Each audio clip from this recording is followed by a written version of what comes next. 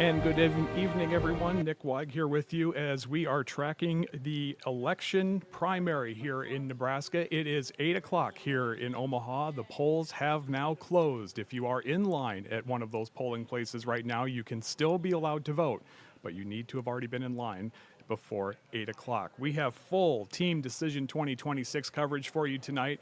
We have crews all over covering these primaries for you. We'll be talking to Andrew Pfeiffer with the Kavanaugh campaign as they're hoping to score a big win and retake the blue dot.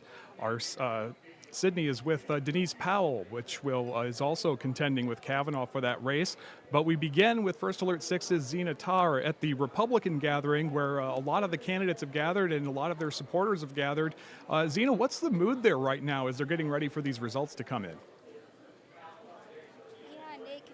Republican Watch Party is all about District 2, and it's all about Brinker Harding. We've heard a couple of speakers come up already. They've all talked about their endorsement for Harding, wanting to make sure they win this race and keep that red seat in the House. And Pillen is here as well, Governor Pillen, and he's not really here for his own campaign. He's also here specifically to support Harding and put his back behind him and say that they want to keep District 2 with the Republican Party. This is a big show of support ahead of that general election.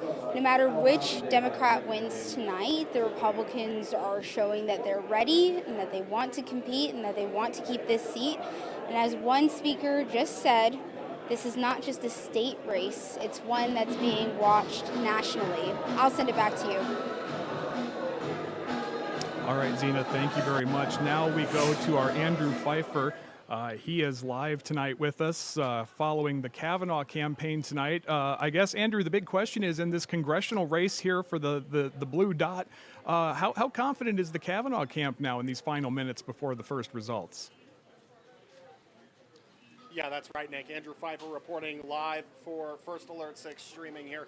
We're down here at the Underwood Bar, but we haven't seen the man of the hour quite yet. John Kavanaugh has not yet been in the building quite yet. If you give me 1 second here, sorry about that. John Kavanaugh hasn't entered the building right as of right now.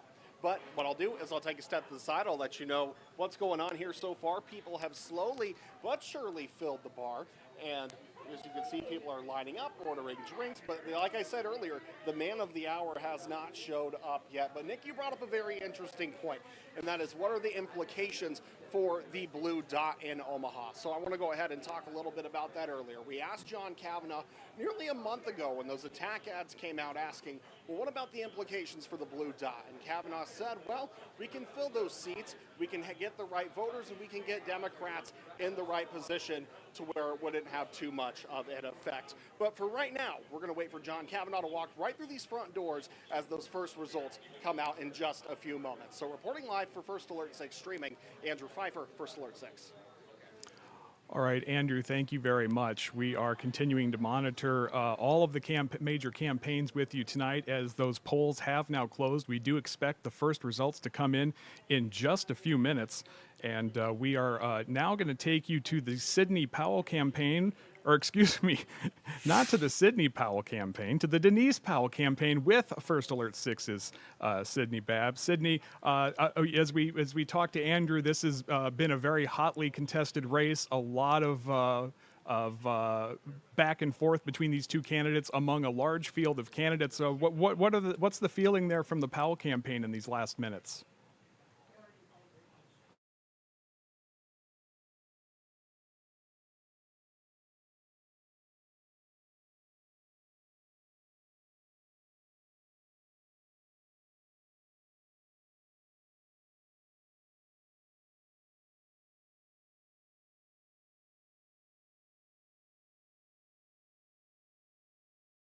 Lively. People seem to be having a good time. It's pretty chatty. Definitely ahead of getting into those initial numbers. Now, we got here around 7 o'clock, and I would say there were already dozens of friends and family who were here in the room. When we got here at 5 earlier today, there were already people who were showing up then. So, you know, people have devoted hours into this today. I do want to tell you guys, we actually, when we left here initially at 5 to go back to our station there, We were passing on Dodge, and we were underneath the footbridge next to Memorial Park and ran into a group of, it seemed, Denise Powell supporters.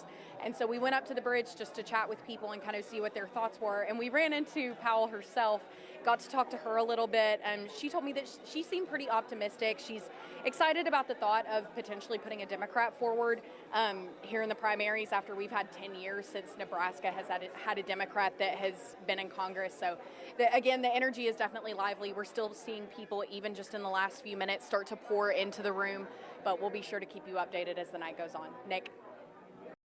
All right, Sydney, thank you very much. And of course, we are just a few minutes after the polls closed, and we already have some breaking news for you. Not exactly a surprise by any stretch, but the first numbers just coming in, and the Associated Press has called the race for the GOP primary. Incumbent Governor Jim Pillen will retain the Republican nomination. There you see, with 75% of the vote so far, just under 19% of those votes now in. This is the early voting that has come in. This was a pretty large field of candidates for an incumbent. There you see some of the leading candidates all below 10% in the single digits. But again, Governor Pillen will retain the Republican nomination, and he will be heading into November as the nominee again for his party. Looking over on the Democratic side, we also have a projected winner there. Lynn Walls, also not a surprise, with 92% of the vote, with just about half of the votes in right now. She will be facing off against Governor Pillen in the race for governor coming up in November. Now, Arzina Tar, she did mention that she spoke to Governor Pillen already tonight, and she asked him what was different about running this race this time around compared to the first time. You know, campaigning, I've been campaigning for 6 years. I've never stopped. I've been before the people for 6 years since this calling's happened, so there's no difference from day one to 6 years later right now. I'm before the people. I love being before the people, and we're focused on the same 4 words: kids, taxes, agriculture, values, making a difference for Nebraskans. And I've been true to my word. We're working to run government like a business, to shrink government, be conservative, stand up for kids. We've done extraordinary things to help kids. Same thing with tax policy. We're decreasing spending. We've done historic cuts in spending government money and decreasing the size of government. Agriculture is the backbone of the state of Nebraska. We're protecting it, we're growing it, we're selling it across the world, and then stand up for our values. We're pro-life, we're about the Second Amendment, our constitutional values. So those are all the things that are really exciting, and that's who we are in Nebraska. Governor Jim Pillen just a short time ago. There you see the numbers again. The early vote already declaring a winner in this contest. Governor Pillen, despite the challenge from 5 other candidates, has secured the Republican nomination for a second time, and he will face off in November against the Democratic nominee, as projected to win the primary tonight, Lynn Walls. That will be the face-off for governor come November. Now let's take a look at some of the other results just coming in early, and we've got some more not really surprising results, but we do have another projected winner. Pete Ricketts will retain the Republican nomination and will be heading into the Senate race here in November. Whoops. Let's go back here a little bit. In the U.S. House District 1, 62% of the total right now held by Chris Bachemeier over Eric Moyer. Over in District 2, in our closest watched race, a little bit more of a competition here, as we have a very close race between the 2 expected leaders in this contest for the Democratic nomination for House District 2. John Kavanaugh just slightly ahead of Democrat Denise Powell by just 3 points. Crystal Rhodes with 16%, also the polling in the double digits in this race. This was another one flooded with 7 candidates. There you see, at least in the early vote, about 62% of the results in, and not much registering on the bottom side, but we do have 3 candidates in the double digits, but it appears this is, as expected, going to come down to Kavanaugh and Powell, but with nearly 2/3 of the vote already in, Kavanaugh with a slight edge over Powell. Over in House District 3, the Republican contest there, this is a close one, but just 2% of the vote in right now, 65% to 34%. Adrian Smith, the incumbent, over David Hubner, but obviously the vote total very low in this. We'll have to keep an eye on that. There was also a primary for the Republican nomination for Secretary of State, and it is a close one. Take a look at that. Just a few hundred votes right now in the early voting, separating incumbent Bob Evnen and challenger Scott Peterson for the Republican nomination. Over on the Democratic side, we do have a winner. Sarah Slattery will represent the Democratic Party in the race for Secretary of State coming up in November with the overwhelming number of votes, with half of those numbers in. Taking a look at some of the state legislatures, District 41, there you see the numbers there. Really anyone's race to have there is three candidates essentially splitting the very, very early vote, just 5% of that vote in. Over in District 8, we do have about half of the votes in there, and this is going to be another close one with two spots up for grab. Right now, Aaron Feitchinger has the dominant lead and looks poised to secure one of those spots come November. Over in District 12, no results in at that one yet. There was a write-in campaign on this one. That's why you see that there at the top of your screen. District 14, we've got about 71% of the votes in, and it's pretty close. Jay Jackson, I wouldn't say is out of it just yet, but right now, Sue Ann Witt, Bill Bowes have the leading edge in that contest. Let's go over to District 18 now. There you see Jess Goldoni and Taylor Royal appear to be quite securely in the lead in this contest for District 18. District 28, about a little over a third of the results in so far, and Patty Pansing-Brooks appears to have the strong lead over the other two candidates. Colby Woodson as closest of the remaining two in that contest. District 34, we've got just a small number of votes in, so still a close race here between incumbent Lauren Lippincott, Ben Blodgett, Aaron Kowalski trailing right now. District 38, very little vote in, as you can see there, just a few dozen votes for each candidate with just 1% of the vote in there. District 48, no numbers in that one yet. We'll keep an eye on it. As for the Senate race, we do have a winner on the Democratic side. Cindy Burbank has secured the nomination there with about half of the votes in. So she will be facing off against incumbent Senator Pete Ricketts in the November election. State Legislature District 2 now, Kaylee Knutson with the lead over Dean Helmick in this one with about a third of the vote in. They do appear to be well ahead of any other challengers. District 20, John Fredrickson, the incumbent, holding a 2-to-1 advantage over the challengers, Chris Anderson and Dan Witt, with just over half of the vote in. Douglas County Commissioner, District 4, incumbent PJ Morgan with a 2-to-1 lead here over challenger Chris Chapelier. District 6 for Douglas County Commissioner, a little bit closer in this one between Tim Donahue and Colleen Brennan, 56 to 43% in this one as those numbers continue to come in. Douglas County Attorney on the Democratic side, this one remains a little bit close. Michaela Danner just ahead of Amy Jacobson to challenge the Republican incumbent for attorney. Douglas County Clerk of the District Court for the Democratic nomination. 2-to-1 advantage right now for Justin Wayne over Tom Barrett. For Commissioner District 2 here in Douglas County, James Kavanaugh, the Democratic incumbent, with a 53-46 edge in that contest. Douglas County Treasurer for the Democrats right now, Tony Vargas, leading that one quite handily. We do also, getting back to the U.S. Senate, we do also have a primary for the Nebraska Legal Marijuana Now party. No numbers in on that one just yet. In the governor's race for that same party, again, we have no numbers in on that just yet as well. We're also tracking the Nebraska Board of Regents, District 4. No numbers yet in that one either.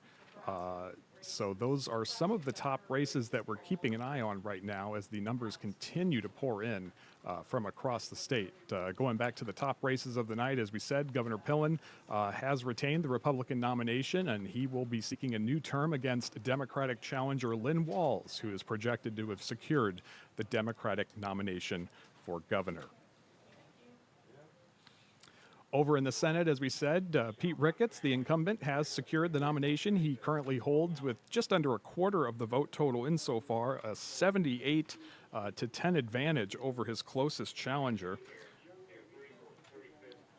And over in the Democratic side, on this Senate race, Ricketts will be challenged by Cindy Burbank, who is running away with the race for the nomination with about half of the votes in over William Forbes.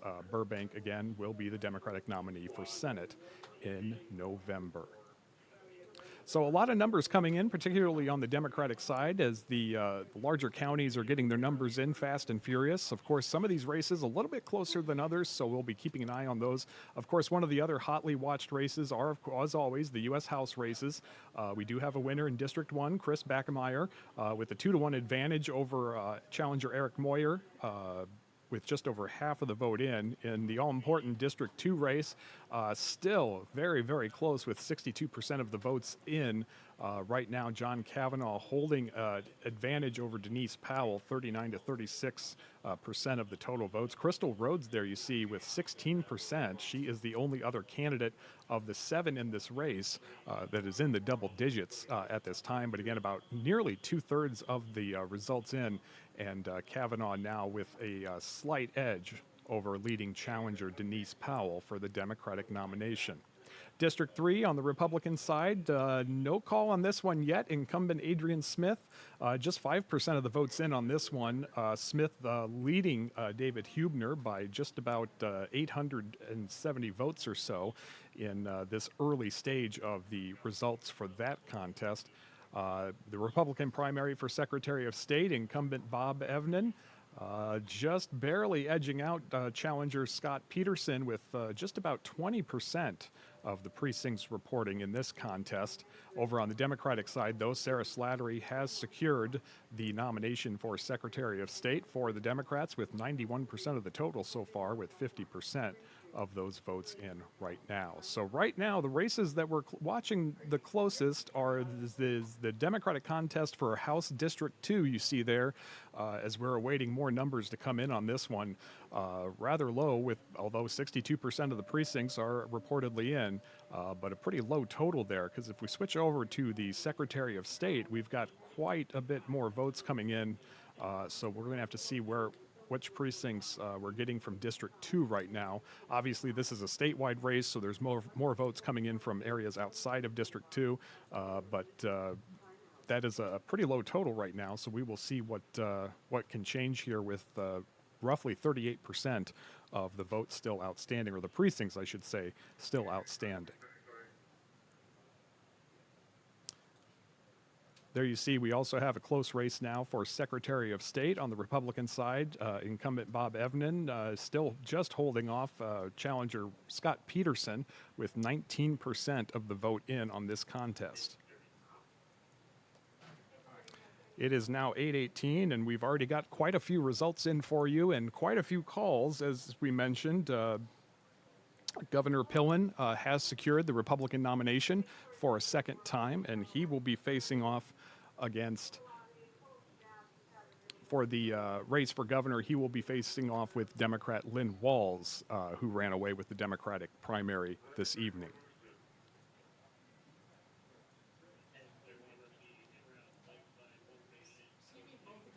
So this will be a night of a lot of expected results, as we've been talking about. A lot of these races, a lot of these primaries that were contested didn't necessarily have a very close race. It's not to be unexpected, especially when you're dealing with primaries involving incumbent candidates or, what's often determined as the establishment candidate, like a sitting governor, like a sitting senator. But obviously these congressional races, particularly in District 2, have been bringing the most attention. A lot of the money into these contests, the dark money, as a lot of people like to talk about, and the attack ads that have just been flooding the airwaves just about everywhere you go, certainly has been focused on District 2. As the so-called blue dot, currently held by Congressman Don Bacon, a Republican, is critical to Democrats' efforts to retake the House. That is one of the congressional races coming up in November that the National Party hopes they can pick up a seat against Republicans in their efforts to take back the House and the Senate. So a lot of attention being focused on this race, a lot of candidates in the race, but of course, two primary candidates in John Kavanaugh and Denise Powell. Still awaiting some more results to come into that contest as we go back to the numbers here. Still sitting at 62% of the precincts reporting, with Kavanaugh holding about just under an 1,100 vote lead over Denise Powell. Crystal Rhodes also pulling in about 16% of the total so far. But it looks like it is going to be either Kavanaugh or Powell in this one, as they are the it does not appear that there would be enough votes for another candidate to overcome that deficit between the top two candidates. You see they're pulling in each a little over a third of the vote, 2/3 between them actually, as we continue to move through the night. Still sitting at 62% on that race. We're also keeping an eye on some of the other congressional races as well tonight. If we go over to District 1, Chris Backemeyer, as we said, has secured the Democratic nomination for House District 1. As you just saw, some new numbers coming in, still holding that 2-1 margin. So it appears to be a foregone conclusion, as the Associated Press has already called that contest. There you see Adrian Smith, the Republican incumbent in District 3, getting just a few more precincts in, and still holding about a little over 1,000 vote edge right now, 56-43 the percentage margin. But as you see there on the left-hand side, just 8% of the vote, or 8% of the precincts reporting in this contest. We're also keeping an eye on the Secretary of State race, where we have just over 20% in now, and this is close. 49 votes right now, separating incumbent Republican Bob Evnen with Scott Peterson for the Republican nomination for Secretary of State. So it's still early, about a fifth of the precincts in right now, but again, just a 49 vote difference, or excuse me, a 51 vote difference now between these two candidates out of 47,000 votes that have been cast, so we'll be keeping an eye on that. No contest on the Democratic side. Sarah Slattery has secured the Democratic nomination for Secretary of State, and she will move on to face the Republican nominee, whoever that may end up being at this point.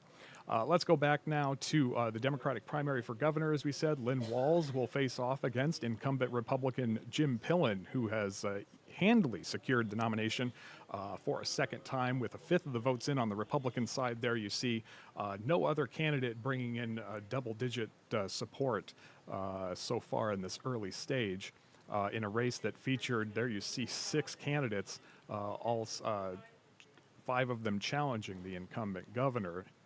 And again, over on the Republican side of the Senate race, Pete Ricketts has once again secured the nomination.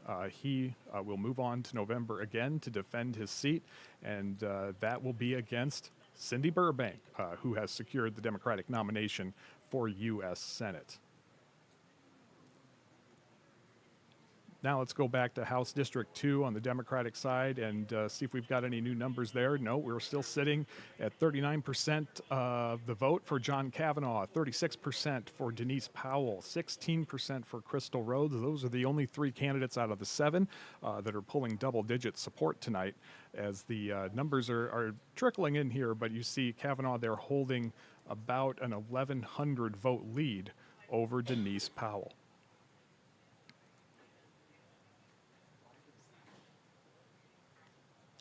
Let's go ahead and take you now out live to the GOP gathering in Omaha and get an update on what's going on there, as someone has taken to the podium. By 50.3. It was a tough race, wasn't it, Governor? You remember? Yes, I do. But your next race, you won by 73%. So, the idea that I'm asking you to embrace tonight is to understand that Brinker Harding, as our nominee, has the elective public service experience and a real record to talk about that he's learned about from representing us locally, not the East Coast or the West Coast. and what interests they may have in Omaha and in our 2nd district, but he knows the people. He's respected, he's valued, and he knows the territory. You can't substitute, you can't find that by just showing up and running for the first time for public office. So Brinker Harding understands what this business is all about. He's creative, he knows how to gather people around and bring people together. He's very positive, very thoughtful, and you know what? If you know him, he has a very pleasant demeanor. You know how important that is, this business? To have a pleasant demeanor, not to shake your fist and be some pissed off mom. Did I say that? Not to do that, not that kind of agitation or threatening environment or presence. That's the kind of person he is. And that's why I know that you all support him, but it's not enough. We have to talk to our friends and neighbors and use the backyard fence. The most powerful thing in politics is personality, and the second most powerful thing is the backyard fence. It's not the money. It's you and I talking to our family, our neighbors, the people that live down the street, people who work where we work, friends and organizations to which we belong and support, to let them know why, and not be afraid or bashful or shy to stand up and be advocates, to be ambassadors for a person who will serve us immensely well if we help him win this election, and I know you will. Now it's my pleasure to introduce not only my former chief of staff, you've come a long way, you know, but someone you should know a little bit more about than you may know. You know he's the governor, former governor, but he was a West Point graduate and airborne ranger and all that other stuff, that good stuff that's pretty important in America. But he was a lieutenant governor, then he became governor, but before that he was the treasurer of the state of Nebraska. I think he served on a school board and city council in Fremont. So local government, city government. You were chairman of the National Governors Association, respected by your colleagues and your friends who served in the same capacity you did in 50 states. Ladies and gentlemen, please welcome our friend, the former Governor Dave Hyman. Thank you. Hal, thank you very much. You know, I want to start tonight by acknowledging Hal Dobb. I don't know how many of you realize Hal Dobb has been involved in the Republican Party for 50 years. 50 years. He got his start, and I remember this, as the Douglas County GOP chair. And then Congress, then mayor, then regent, and he's still doing it today. You know, he could be sitting at home tonight watching all of this on TV. I thought about that. But Hal cares so much about our party and our candidates and our principles. He has stayed active, and Hal, we owe you a debt of gratitude and commitment. Thank you very much.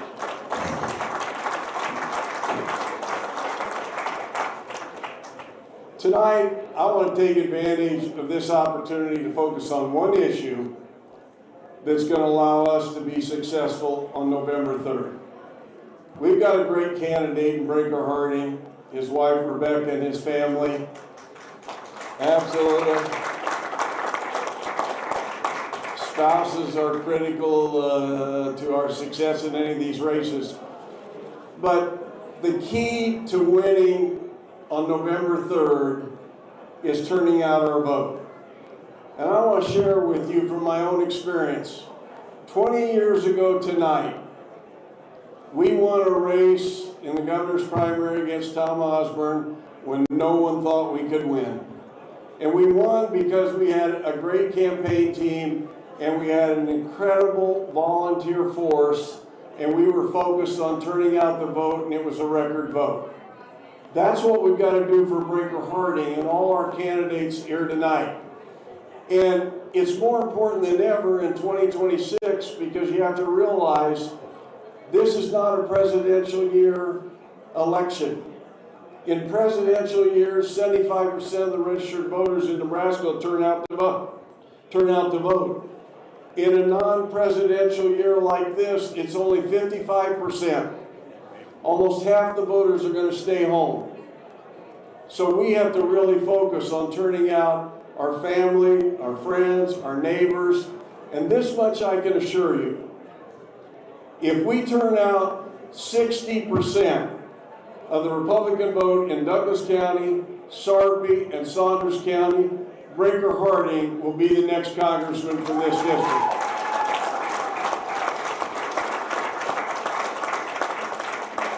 For the last 5 elections here in the 2nd District, I've heard all about how the Democrats are going to win. Cara Eastman, Tony Vargas, and all the rest.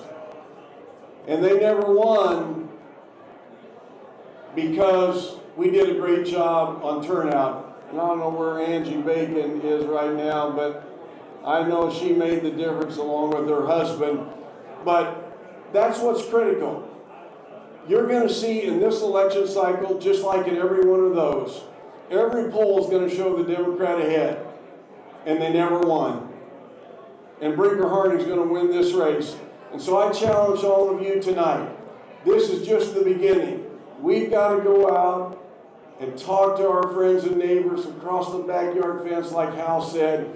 And if we turn out that vote in these 3 counties, then Brinker Harding will be our congressman.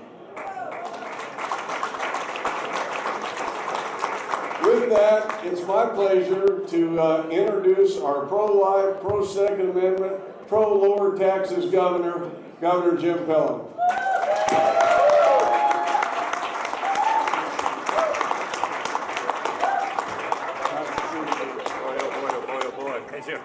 Good to see you. Thank you. Well, I think we'd be remiss if we didn't give 2 men that's just walking off the stage a gigantic shout out for all their extraordinary years of service and giving. So, good evening and just a gigantic thank you for everybody taking time to be here. Shout out to Brinker and his family.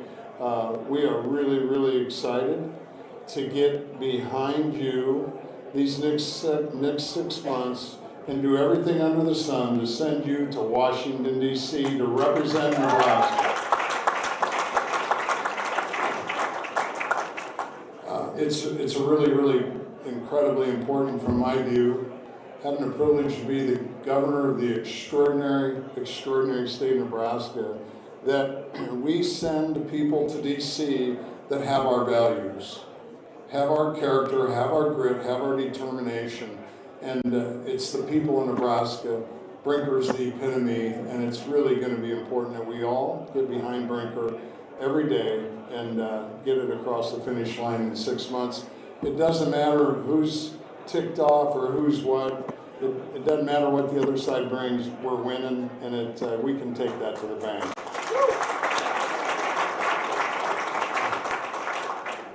I have a couple, I guess they're gifts or curses, depending upon how you want to look at it, but I have a gift of being competitive, a gift of being passionate, and a gift of being intense. And some of those are good, some of those are bad, depending upon the day. But I will tell you, I love elections, and I love winning. How about everybody here? And I think what's really, really important for all of us to take away from tonight and primary night, is a lot of times us conservatives get really busy working hard and working harder, and sometimes showing up in a primary isn't the highest priority. I think it's incredibly important to follow up a little bit on what Hal and Dave said, that between now and the next 6 months, it's incredibly important that we do nothing but build the team and build the team and build the team. Because how this will work for us come fall is whoever has the greatest teams assembled is going to have a lot of fun and win. And from my vantage point, we will all win big in November. I think it's important that we as conservatives talk about what we've gotten accomplished, what we stand for, that we stand up for our values, that we're pro-life, and that we stand up for concealed carry and the Second Amendment and everything in between, and that we're shrinking government, we're decreasing spending, and that we're doing extraordinary things to grow the good life. I want to just introduce a couple people on my team. We've got a great campaign team. We are not taking anything for granted. We expect to do really well, but we are not taking anything for granted. So Andy Gage is here. Andy's been with me for 5 years. Where's Andy? We've set historic records on getting the number of people on Team Pillen and raising the most money in over $25 million in the last 5 years. Andy's played a gigantic role in that. Also, Taylor Sliv is here. Taylor's our campaign manager, stepping away from the governor's office to help us there. And of course, being governor, you have to have a great team, and my chief of staff, Dave Lopez, is here, and we've done a lot of things because of having an extraordinary person. So it's really, really important that we work hard. There's a lot of people who will talk about wanting to be governor. There's not very many of us that understand what it takes to win across the great state of Nebraska. So we'll take on all challengers, whoever's going to be coming, but we'll be excited because we've got an unprecedented grassroots team across all 93 counties. I think over 5,000 people now have been on our team, and about 80% have never been involved in a process before. So we've really expanded the base, got people believing that you can run government like a business, you can decrease government spending. So, but the other thing that's really important to me is we have to win down-ballot races. It's not very much fun being the governor of Nebraska if you only have 30 like-minded people in the unicameral. If you look at the math across all of the districts, we should, and we will, in the next couple of years, have 37 to 38 conservatives in the unicameral. And it's really important that we work. It's really important. We've not had more than 33 for a long time. It's really important that we believe we can do that. We have to believe we can. Because if you believe you can't, right? If you believe you can't, you're 100% correct. So we have to believe we can win more seats. I'm going to put everything I have into my tank to help all of the conservatives win down ballot, that we win and that we win come the fall. It's really, really a critical piece that we do it. And in order to do that, it takes a full team. I'd encourage all of us to think about doing things to help folks that you care about, to help this state do things that you never dreamed before. I've talked to a lot of candidates tonight, and this is the part that's really awesome. I think every candidate that I've talked to tonight, they're not sure where it's going to turn out for them. But guess what? They have no regret in standing up and saying, I'm going to put myself out there. Because every one of us that have ever had the courage to do it, we have found people doing things to help us that's extraordinary. And so one piece of this is there's people here tonight that may have thought about it, maybe said, maybe I could, should. It's really important that we think first, help people get elected, and then after that, there's many in this room that could be thinking about running for public office and making an incredible difference. I think it's incredibly important that we use the word compete, that we recognize that if we do our best every day, we can do an incredible difference. And so when we finish up here tonight, CD2 is really, really important, not only for this Congressional District 2, it's really, really important for this, not only the state of Nebraska, but the United States of America. It's incredibly important that we have Brinker Harding elected. The United States of America depends on continuing to be able to do the work that Don did, that Brinker will be able to do. Brinker Harding has to win. Do we agree? Brinker has to win. So since we all agree that Brinker has to win, what's each one of us going to commit to do to make sure that it happens? You know, we can talk about yesterday, but you know, yesterday doesn't make a damn thing. Yesterday's history. Today's the present, that's why it's a gift, tomorrow's the future. Let's commit to what we're going to do for the future to make sure that Brinker wins and that we have down-ballot conservatives winning across the state. I think it's incredibly important, and I'm really, really grateful to Brinker and his family for saying yes, answering the call, because it's an extraordinary privilege. So together we can, together we win. It's the only way it works. Full team. Thank you.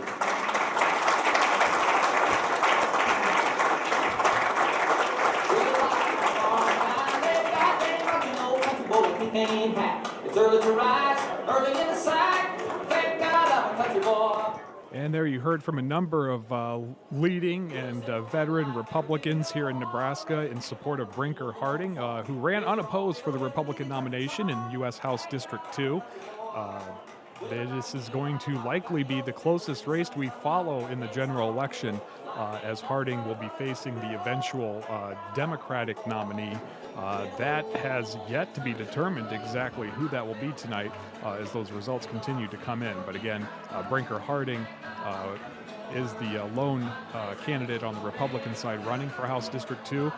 They will be facing off against the Democratic nominee, and this is seen as a critical race coming up in November because this is a seat that has been often known as the blue dot of Nebraska, but is currently held by a Republican who is leaving Congress. And in this race, we expect a very, very tight race that will be critical in determining the balance of power on Capitol Hill come November. Right now, as you see on the Democratic side, John Kavanaugh holding a slight edge still over Denise Powell. We have not really seen these numbers change for some time, so we're awaiting some new numbers in this contest as the totals that we've received so far remain rather low, but still too close to call in this race. One other race that we've been keeping a close eye on is the race for the Republican nomination for Secretary of State, and as you see here with now just under a quarter of the precincts reporting, the incumbent Secretary of State Bob Evnen is trailing challenger Scott Peterson now by about 700 votes, or a little under 700 votes. So this could be the one incumbent who may not retain the nomination. Now, Evnen is seeking a third term as Nebraska's Secretary of State, but has been brought this challenge by Peterson. Peterson now leading in the vote count so far with 23.7% reporting. Also on the Senate side of things, Pete Ricketts has retained the nomination for the Republican Party, so he will be seeking another term in the Senate. He will be squaring off against Cindy Burbank on the Democratic side. However, that's a bit of a kind of complicated story, as there is a third independent candidate that is running in this race. And that is expected to be a point of consternation. Dan Osborne is running as an independent, but obviously there is criticism that he will caucus with Democrats if elected, and that the Democratic Party is largely staying out of his way so that he can run as an independent and attract more Democratic votes to his side. Of course, it's still too soon to tell how that will play out, as the Democrats do have their own nominee now for this contest. But again, a bit of a three-way contest for this Senate seat we expect in November. But Pete Ricketts, the incumbent, easily securing the Republican nomination tonight. House District 1, Chris Backemeyer on the Democratic side has secured the nomination with a little over half of the votes in. Quick check of House District 3 on the GOP side, just 15% of this vote in, but incumbent Adrian Smith appears to be pulling ahead now by a near 2-to-1 margin, as more of that vote is coming in over David Hubner in District 3. We did mention that right now the race for Secretary of State on the Republican side, challenger Scott Peterson leading the incumbent Bob Evnen. On the Democratic side, Sarah Slattery will be the Democratic nominee in the race for Secretary of State. There's again a look at the race of the night so far, as House District 2 for the Democrats This has largely been a bitter race between the two leading vote getters so far, John Kavanaugh and Denise Powell. 7 candidates in this contest. Crystal Rhodes, the only other one tonight that is secured more than double digits of the votes. The responses to tonight's results are coming in fast and furious. Senator Pete Ricketts has released a statement saying, quote, Tonight's victory is a clear message that Nebraskans want leaders who deliver. I've fought to keep our communities safe, put more money in your pockets, and stand firm against communist China. The job isn't done. I've delivered for Nebraska, and I'll keep fighting to deliver safe communities, bigger paychecks, and a stronger message. That's the response tonight from incumbent Senator Pete Ricketts. Also getting a response tonight after Lynn Walls secured the Democratic primary for governor, saying, quote, after months of traveling the state, I am thrilled to continue this campaign to the general in November. We need a governor who will listen to Nebraskans and focus on getting our budget balanced and attracting good-paying jobs. I believe we have more in common than what divides us, and I assure you I will be a governor who is focused on Nebraska's future. Lynn Walls securing the nomination for the Democrat as running for governor. One we don't have on here is Congressman Mike Flood, who ran unopposed in his contest. So we did not have the results for that one tonight. But we did get a statement from Congressman Flood just a few moments ago saying, while Washington is gridlocked, I am getting things done, passing bipartisan legislation to lower housing costs, supporting the largest tax cut in American history and delivering more than $100 million in federal funding back to Nebraska. That Congressman Mike Flood, who secured the nomination again unopposed. Now we're going to go back to some more speeches happening right now at the GOP Watch Party here in Omaha. Everybody that has run, I know you have worked really, really hard, and thank you for putting your name on the ballot and wanting to do this. Now, Brinker Harding, it wasn't really a nail biter today, Brinker. Brinker really did not have a Republican opponent. What is with you? You didn't have an opponent when you ran for city council either. I want to say it's because they know he is so good.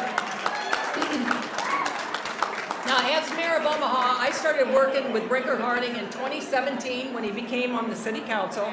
And if I would describe Brinker Harding, I would say common sense and steady and conservative leadership on the city council. We were really focused on public safety. We were focused on growing the economy and creating jobs. And we created such a momentum in the city of Omaha because of all of our hard work together. Amy Melton's here, Don Rowe is here, my colleagues are here tonight. I want to say in 2024, Omaha was voted by Forbes as the #1 city in the country to move to. And we were also listed as the hottest housing market in the United States. So Brinker was part of this team who had a vision to move the city forward. And Brinker will not hesitate 1 minute to fight for what he believes is the right thing to do. So how did we do this? How did we do this and get this city moving forward in this momentum? We did it by lowering taxes. We lowered the tax levy 5 times. We managed the city budget. We ended every budget year with a surplus. We invested in smart economic development, and we invested in public safety to make Omaha a safer city. Brinker is going to bring this same drive and this same hard work and this same leadership style to Washington, D.C. Now, moving forward, this, like I said, wasn't a real nail biter today, but you wouldn't have known that by watching Brinker Harding and the team. I've never seen anybody work as hard as you, and it shows. Him and Rebecca were out on the street corners tonight at, I think, 5 o'clock, waving signs, and that's one of the hardest things to do because people either give you a thumbs up or a thumbs down or some other thing with their hands. But it's a hard thing to do, and he is working till the very, very last minute. So Brinker, but now the rubber really will meet the road. And now between now and November is when we all need to unite, and we need to help him because it's not going to be easy. These congressional races are usually won by 1 or 2 points. This one might not be any different. Brinker needs all the help we can possibly give him. I will be there to help you in any way that I can. And so now, like I said, now's the hard part, but I have every confidence in the world that because I know Brinker, I know how hard he works, I know what his vision is, I know what his drive is, and I know he will serve us very well in Congressional District 2 for the state of Nebraska. So Brinker, very, very good luck to you. I'm glad we're all here with you tonight. And now it is my pleasure to introduce my buddy, my buddy here. My buddy Tony Connor is with us tonight. Tony Connor is a sergeant with the Omaha Police Department. He is the current president of the Nebraska Fraternal Order of Police, and he is also the former president of the Omaha Police Officers Association. Tony Connor, it's yours. Thank you. Thank you. All right. All right, good evening, everybody. I think the reason they had me and Mayor Stothard up here was to show some unity in the Republican Party. As you guys know, we weren't always seeing eye to eye. The mayor had a goal of making sure she kept the tax dollars low, and me, during my time as opioid president, was trying to make sure that our officers had a competitive wage and benefits so we could continue to attract, and we're still struggling with that right now. But anyway, so that sometimes put us at odds. But this is a point of we can work together, we can get past our differences. Some of us in this room have ran against each other. We're going to get past those differences and let's going to focus on the race coming down in November to make sure that we send Brinker to Congress and send more Republicans to the legislature to make sure our values are actually represented. That's our goal, all right?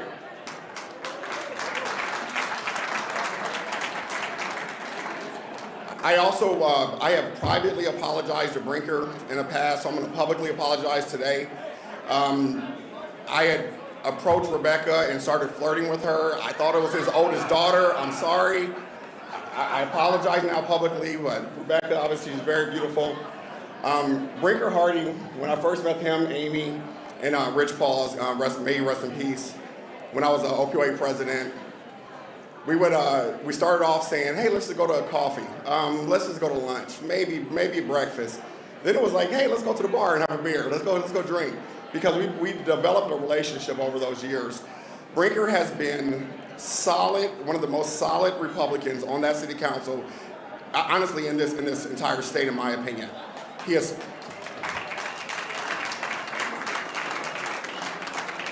Brinker Harding, along with the mayor and other Republicans, they stood strong in 2020 when we were dealing with the protest, the anti-police settlement that grew. He stood with us. He stood and said, we have your back, police officers, and we appreciate that from Brinker.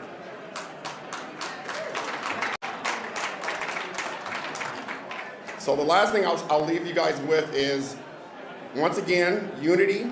Once we're now past the election, tonight's over, let's get to unity. Let's get together. We got 6 months to work our butts off. Everyone in this room has to be committed to working to make sure we help Brinker. That's what it took to get Don Bacon to win. 10 years he served in this very, very competitive district. It's a very tough race. His campaign knows that, and those guys are now working with Brinker. Let's make sure that we all get to the polls, we work our butts off, take people with us, and make sure that we get Brinker across the finish line. Thank you guys. Have a good night, and God bless you.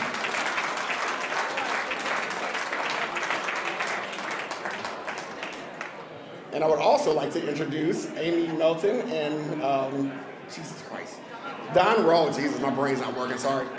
It's from City Council.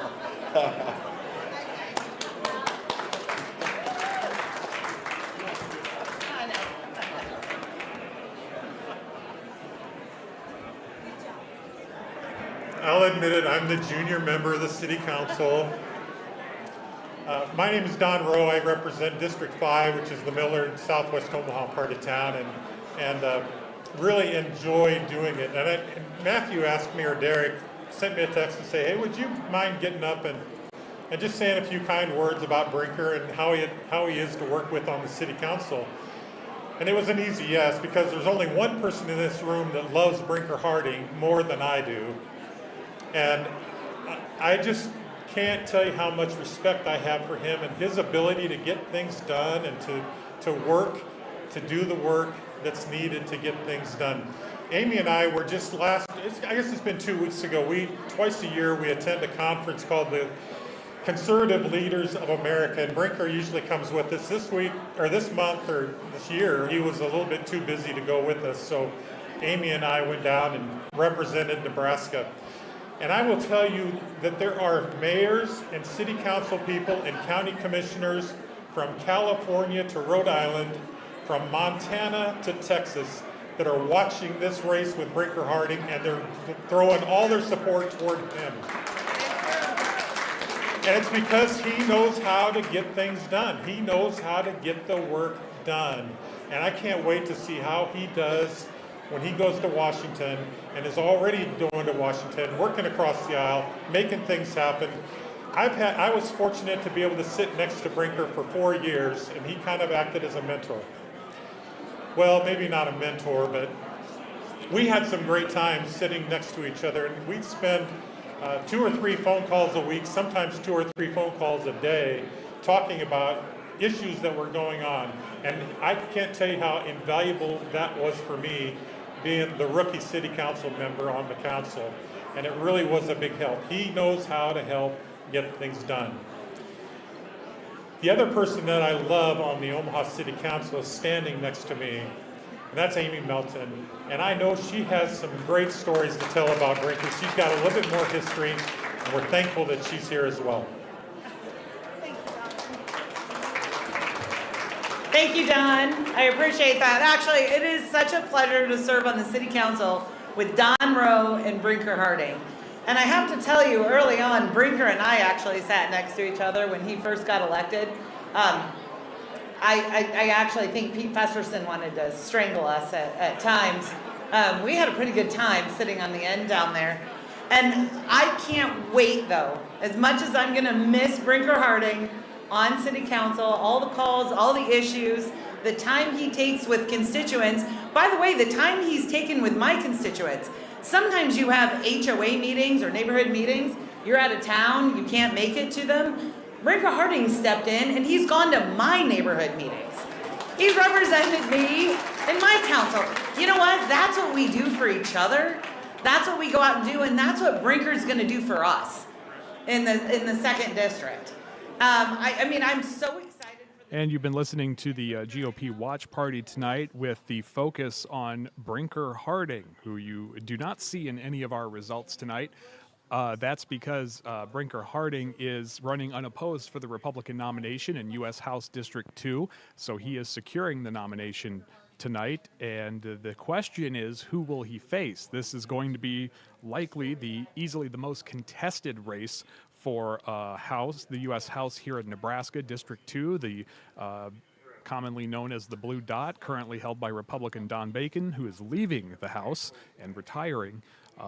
This is a seat that Democrats hope that they can pick back up, and so the race for the Democratic nomination for District 2 has been a hotly contested one, and tonight Republicans are putting the focus on Brinker Harding, who is their nominee, because they really want to hold the seat. If Republicans can hold the seat in Nebraska, then they hope that they can hold on to control of the House on Capitol Hill. But as we said, this is one of the most closely watched races, not only here in Nebraska, but across the country. And when it comes to who that Democratic nominee will be, it is still too close to call. There you see the latest numbers in. John Kavanaugh holding that slim lead over Denise Powell right now of about 801 votes, if my math is correct, and my math is not always correct, trust me. But 78% of the votes estimated to be in, or precincts rather, I should say, in a very slim lead right now for John Kavanaugh. Crystal Rhodes holding 15%, all other candidates in this race in the single digits. Of course, this was a very crowded race, and if this does come down to the wire, all of those candidates may have made a difference in who wins this, as obviously several thousand people voted not for the 2 leading candidates, and right now it is a 801 vote difference between the two, with just about 78% of the precincts in. So that is where things sit right now. We are hearing that Brinker Harding himself will soon be taking the stage at the GOP gathering. We're also awaiting to hear from some of the other candidates in this race, notably John Kavanaugh and Denise Powell, who you see on your screen right now. But of course, it doesn't appear either are going to be coming out anytime soon because this race remains too close to call. Again, these are the latest numbers that we have into the newsroom tonight, and we are checking with every resource we can to find the latest numbers, but these are the numbers in right now on this race that is being watched across the country tonight. A very, very heavily spent and fought after nomination for the Democrats here in District 2, John Kavanaugh and Denise Powell. Millions upon millions spent in this contest in attack ads, and what they call dark money, accusations being lobbed around, and right now it has resulted in an extremely close race between Kavanaugh and Powell, and we are awaiting to find out who is going to come out on top as the votes continue to just trickle in at this moment. Also, we are waiting to hear from the Republican side of this contest in U.S. House District 2, Brinker Harding, who ran unopposed, so we do not have those results for you as he was all but assured the nomination tonight. And otherwise, we continue to stand by for any updates on the race for the Democratic nomination for House District 2.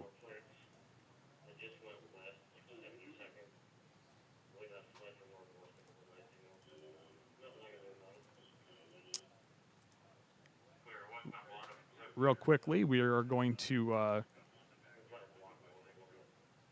take you over to the watch party tonight for John Kavanaugh as they are awaiting more numbers to come into this contest. Kavanaugh seeking the Democratic nomination for U.S. House District 2, as we said, right now leading that by just about 801 votes over fellow Democrat Denise Powell. So obviously this is not going to be decided here immediately as we're awaiting the final numbers to come in on that contest. But Kavanaugh in U.S. House District 2 on the Democratic side does still have the advantage as we have now passed the 9 o'clock hour.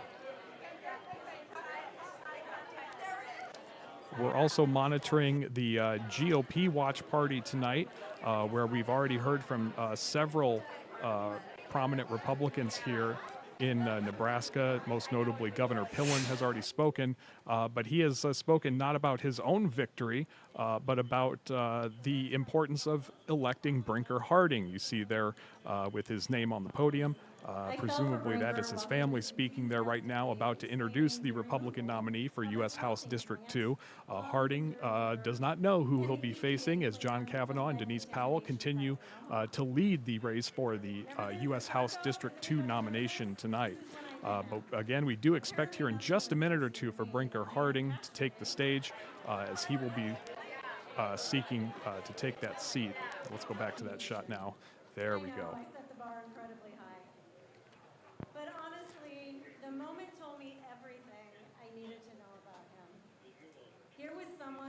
There you see the numbers in the Democratic side of this U.S. House District 2 race. Still too close to call.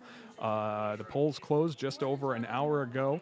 On the right side of your screen, you see the family of Brinker Harding about to introduce the Republican nominee in this contest.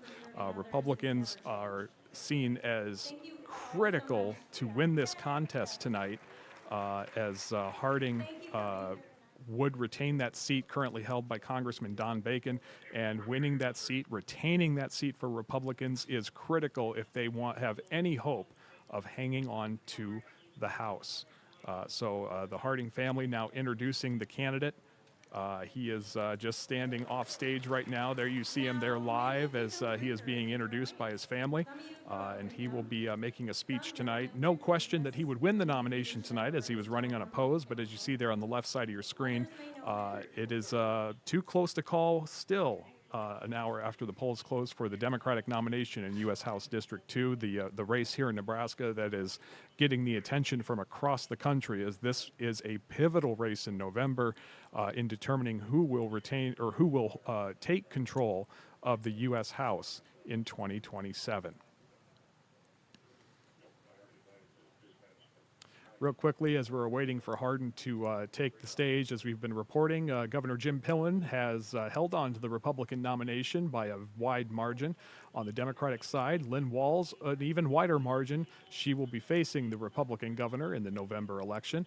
On the Senate side, Pete Ricketts securing the nomination again to hold on to his seat in the U.S. Senate by a wide margin, and another wide margin for the Democrat Cindy Burbank. She will go against Ricketts in the race for U.S. Senate, but this one's a little odd because there is also an independent in this race. Don Osborne is running, and he has largely seen the Democratic Party stay out of his way as he is seen by many to be the alternative to the incumbent Republican, Pete Ricketts.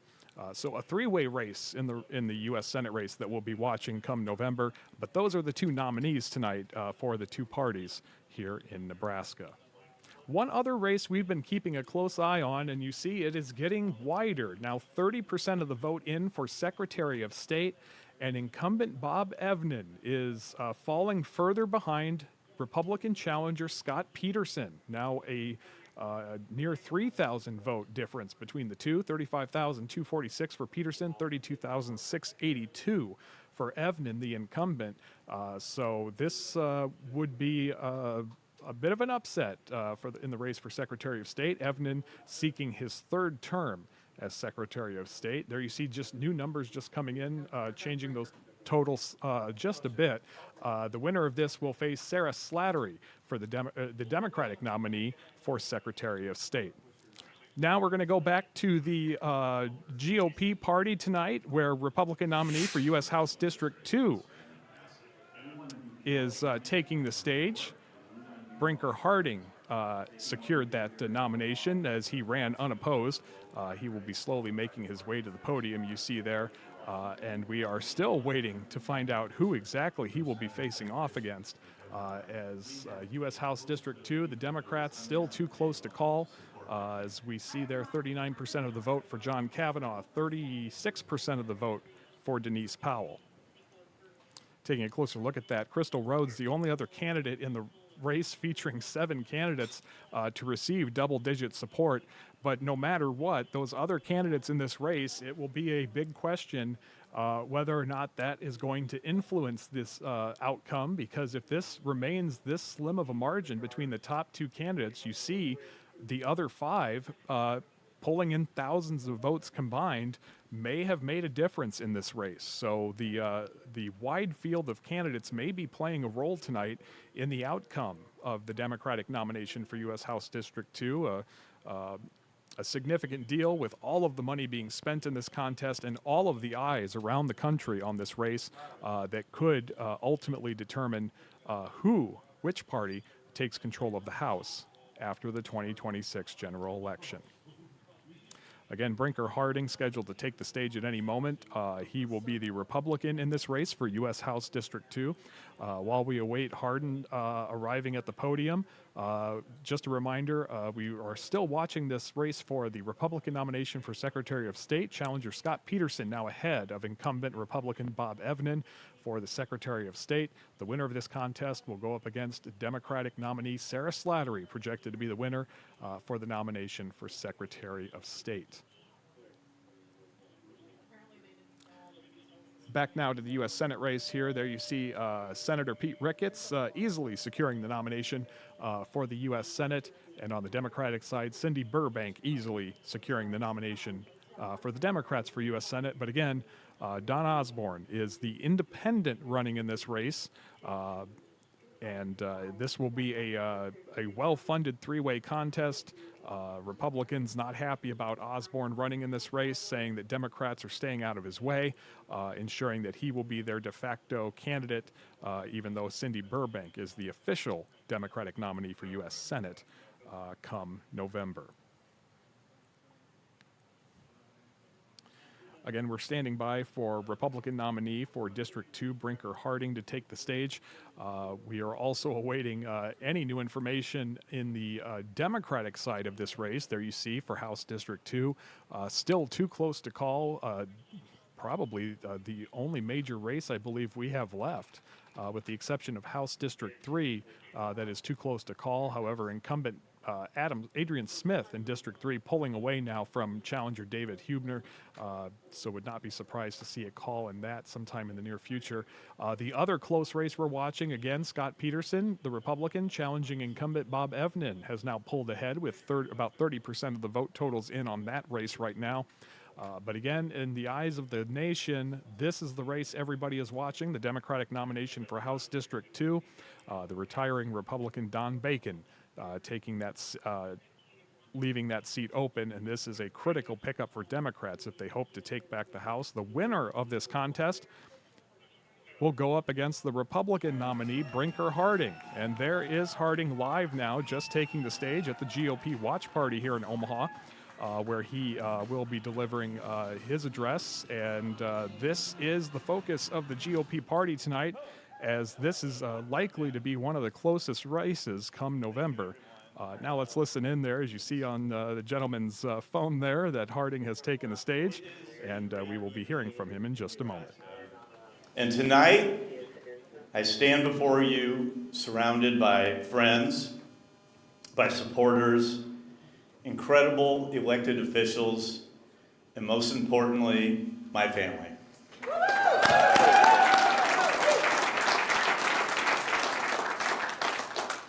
Together, because this always has been and will always be a team effort, I humbly accept the Republican nomination to the United States Congress for Nebraska's 2nd District.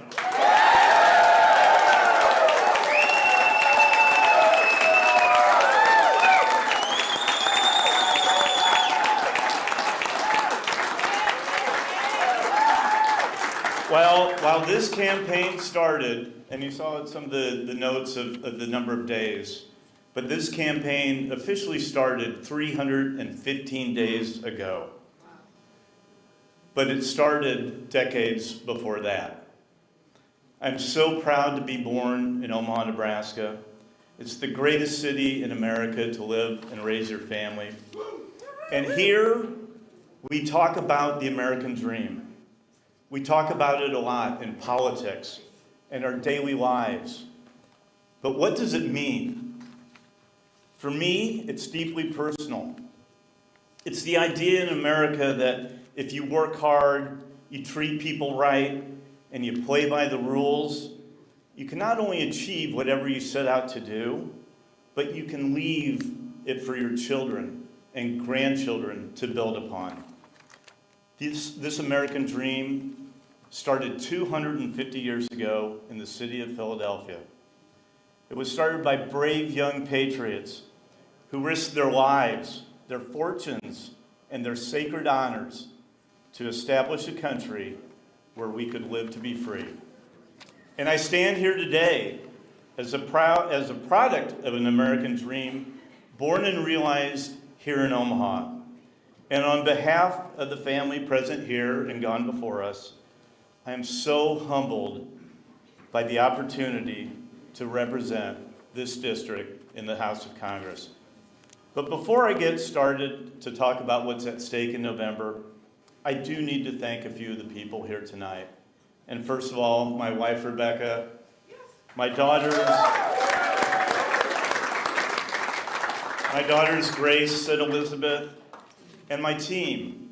It's really important to have the right team. And Flyover Strategies with Matthew and Derek, and Tommy and Nick and Zach and Bryce, and our fundraisers at J Best, which include Jen and Jessica, Akimi, Sandra, and the boys, and our DC team, which includes John, Casey, Jeff, and J-Bo. You'll meet J-Bo at some point. But more importantly are the donors, the volunteers, and the endorsers who believe in this campaign, who believe in me, and made it possible from the very beginning. And as a side note, there is no rest for the weary. We'll be counting on you again because the next leg of the relay, we already have a parade this Saturday, so I'm going to need some sign-ups for people to march in the parade on Saturday. But today is an important day, and this November's elections are crucial. Every day, our conservative movement is defending radical left craziness and restoring normalcy. We have so much momentum, but together, we have so much more that we can accomplish. And that's what this November's elections are about. It's not about Republican or Democrat. It's not about liberalism or conservatism. It's not about MAGA or TDS. This November's elections are about normal versus crazy.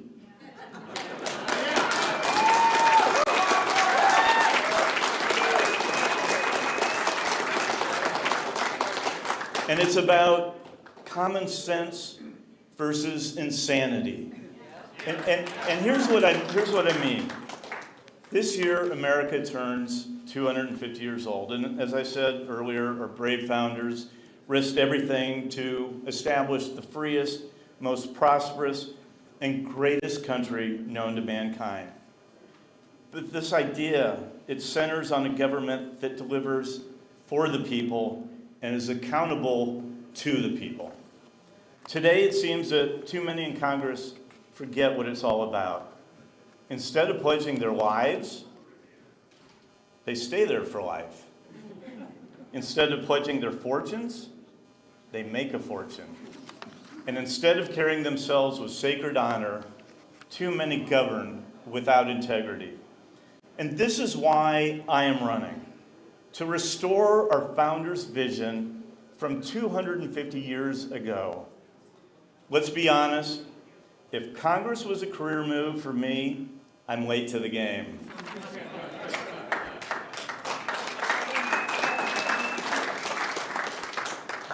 This November, we have a choice.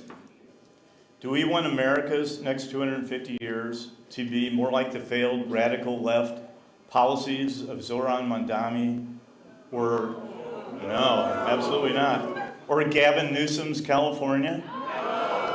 Or do we want America to be more like the good life here in Nebraska?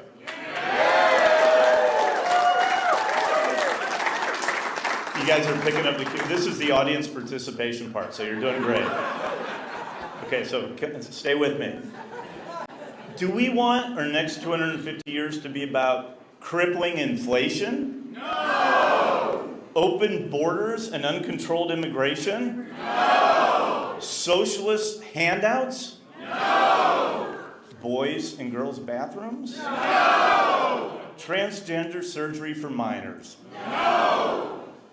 This is my favorite. Believing that men can get pregnant. We can't have $40 trillion deficits. We need to defend our police. We can't be sympathizing with the Iranian regime that chants death to America, and then they fund terror to prove it. We can't have an education system that leaves too many kids behind. Rampant crime, addiction, and homelessness. Weakness on the world stage. And allowing the American dream to die? No. Or do we want our next 250 years to be about unleashing the American economy? Shrinking the size of government and balancing our federal budget. Cutting taxes and lowering interest rates. Growing wages and slowing inflation. And taking on big pharma so that Americans pay the same for prescriptions as foreign countries do on theirs.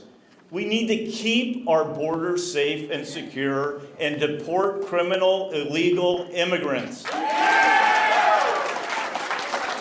At the same time, we need to open our doors and welcome legal immigrants who want to make America stronger and not game the system.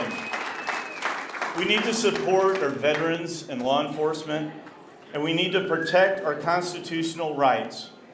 We need to restore peace abroad and prosperity at home. We need to ban congressional stock trading.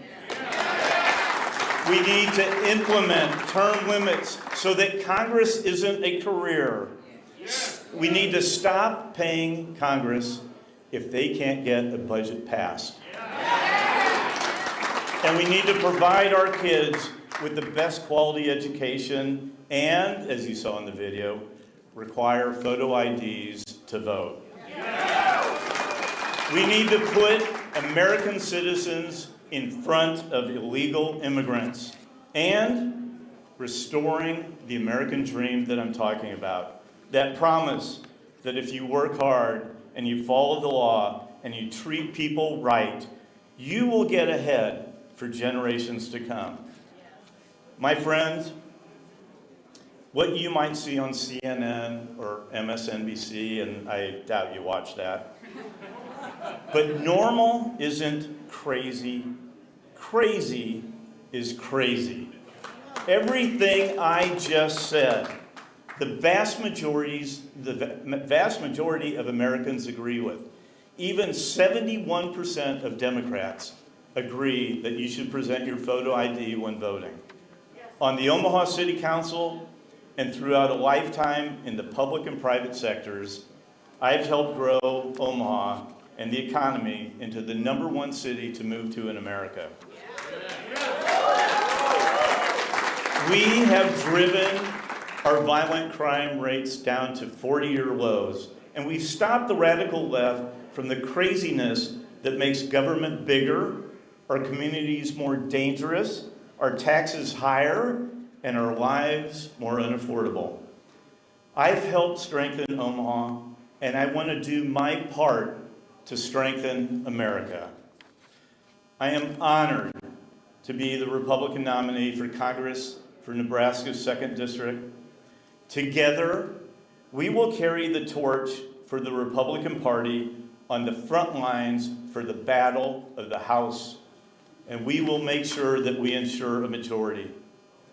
Throughout this campaign, Rebecca and I have visited Washington, D.C. several times, and we are proud to be endorsed by every elected official statewide in Nebraska, Nebraska's entire federal delegation, the Majority Whip, Tom Emmer, the Majority Leader, Steve Scalise, the Speaker of the House, Mike Johnson, and, yes, the President of the United States, Donald J. Trump.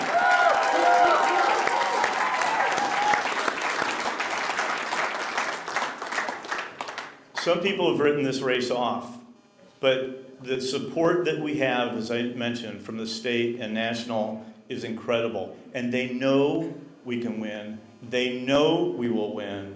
And Republicans in Nebraska and Washington are truly energized about this campaign.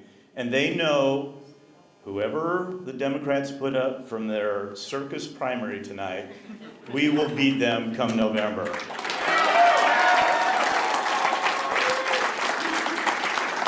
So let's talk about November just for a minute. The radical left Democrats in this race are flooding our airways and jamming our mailboxes with negative drivel and dark money ads. They aren't talking about their qualifications. They're not talking about their goals. They're not talking about their visions that make Nebraska's lives better. They are racing each other as hard as they can to the left fringes of their party and spending millions to do it. That is not what Nebraskans are about. They aren't focused on your pocketbook. They aren't focused on your safety, your prosperity, your family, or your future. They are focused on preserving a colored geometric shape, also known as the blue dot. Securing the right to abortion on demand until birth, and competing for whoever can be more pissed off with TDS. That's not me. I'm focused on America's future. I'm focused on Nebraska's future. I'm focused on your future.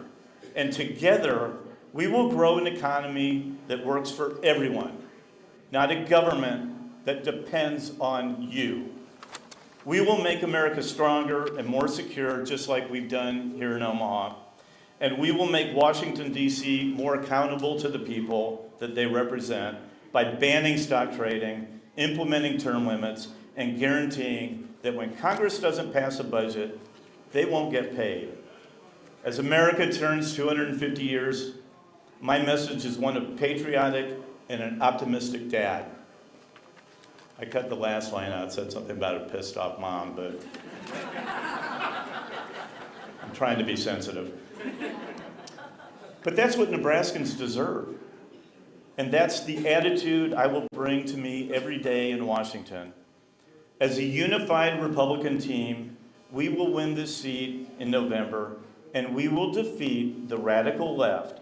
We will build a coalition of Republicans, of Democrats, and independents alike, and we will win the battle of normal versus crazy.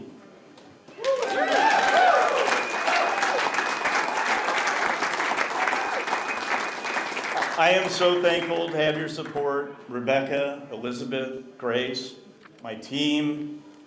I will work hard every single day to hold this seat and make you proud, because crazy has no place in Nebraska.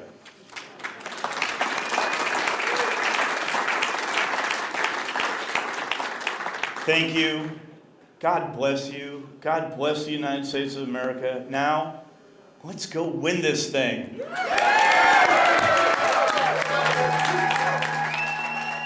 That was Republican nominee for the U.S. House District 2 here in Nebraska, Brinker Harding, running unopposed here in this contest.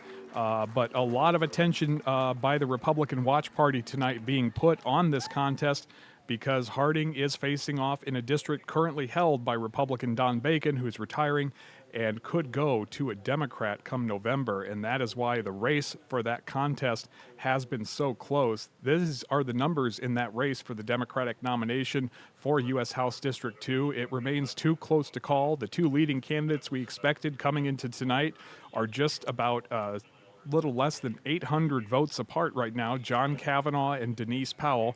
Right now, John Kavanaugh has the edge in this contest, but still very too close to call right now with 78% of the precincts reporting. Now, we have been covering both of these camps for some time now, and we are covering both of these camps tonight. We are now joined by are Andrew Pfeiffer with the Kavanaugh campaign and Sidney Babb with the Powell campaign tonight. Andrew, I guess I'll go ahead and start with you, since Kavanaugh officially has the lead right now. How are they feeling tonight, especially as close as this race is right now? Well, you know, one thing I can tell you for sure, Nick, is that the vibes are overall pretty good. You know, I'll take a step to the side here. I'll just let you see what's going on behind me. But, you know, people are showing up. They're laughing, having a good time.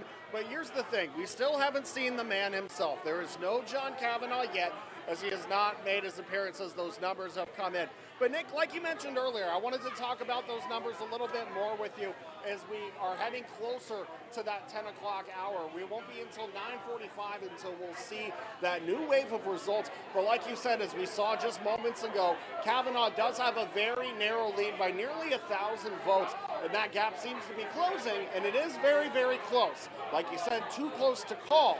But Kavanaugh so far has that lead, even though that lead is fairly minimal. But so far, the vibes here are good. Everyone is just hanging out, having a good time. And regardless of how the election turns out, it seems like everyone here seems to be in good spirits. But for now, we'll keep you guys updated with all the latest information. We'll wait for Senator John Kavanaugh to come through these doors here anytime here soon. We'll let you know when he does. And you can follow us with First Alert 6 streaming on your Roku TV or any smart TV app. Reporting live for First Alert 6 streaming, I'm Andrew Pfeiffer. Back to you, Nick. All right, Andrew, thank you. Yeah, this is remaining a close race. Sidney Babb with the Powell campaign. Those close numbers, obviously, very focused on that right now. How is the mood right there? Do they think they can overcome this? Yeah, Nick, I'm definitely going to have to mirror what Andrew was saying. The energy has not been brought down here, despite the fact that Powell is behind just a bit. Again, you said that was only by about 800 votes. It doesn't seem like that is bringing the energy down at all. I'm going to step to the side here just so you can kind of take a look at what the crowd looks like right now. The room has been full. I believe the last time that I got to speak with you, Nick, was around 8 p.m., so that was about an hour and a half ago, and the room has not emptied even a bit. In fact, I believe it's grown. And like you said, it's been a close race. We kind of got those initial numbers around 8 p.m. tonight, and there was only about a 1,000 vote difference, it seemed, and it stayed the same when we looked at those 8:45 numbers. Still less than 1,000 votes between the two candidates, and that's not really seeming to worry anyone here so far. Again, same thing as Andrew, we have not actually gotten the chance to speak with Denise Powell tonight. We haven't seen her yet. We've spoken with her campaign manager a bit. No word on whether or not we're going to hear her first speech.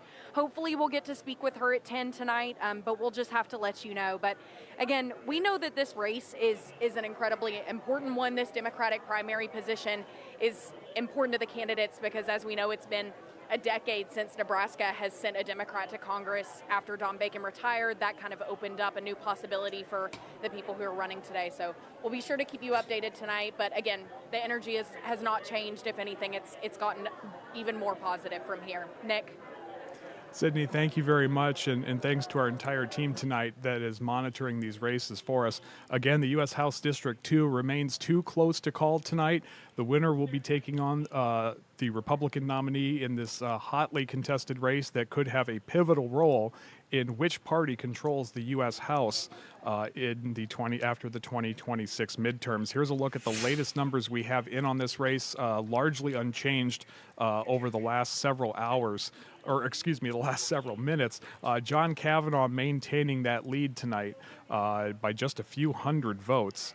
As we continue to monitor this race and have just not really seen much in the way of a change. The margin remaining real tight in this contest as Kavanaugh maintaining just a few hundred vote lead over Denise Powell in this contest.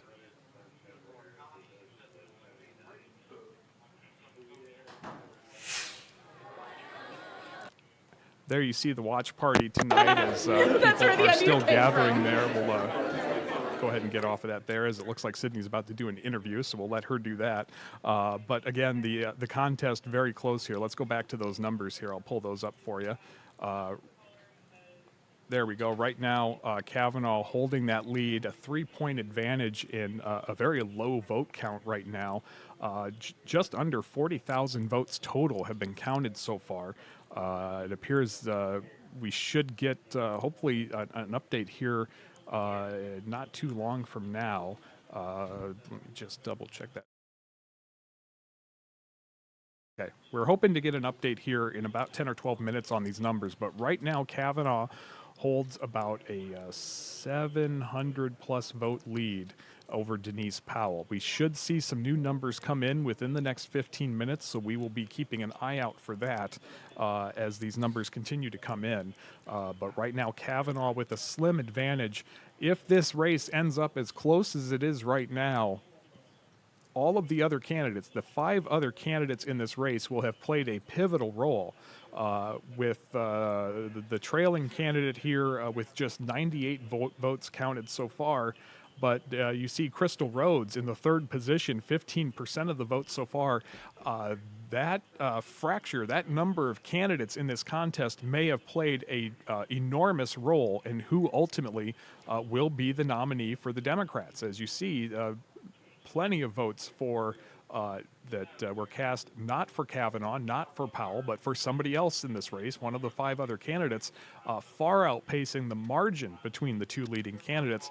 And so it's clear that that is likely going to play a role in the outcome of this contest tonight.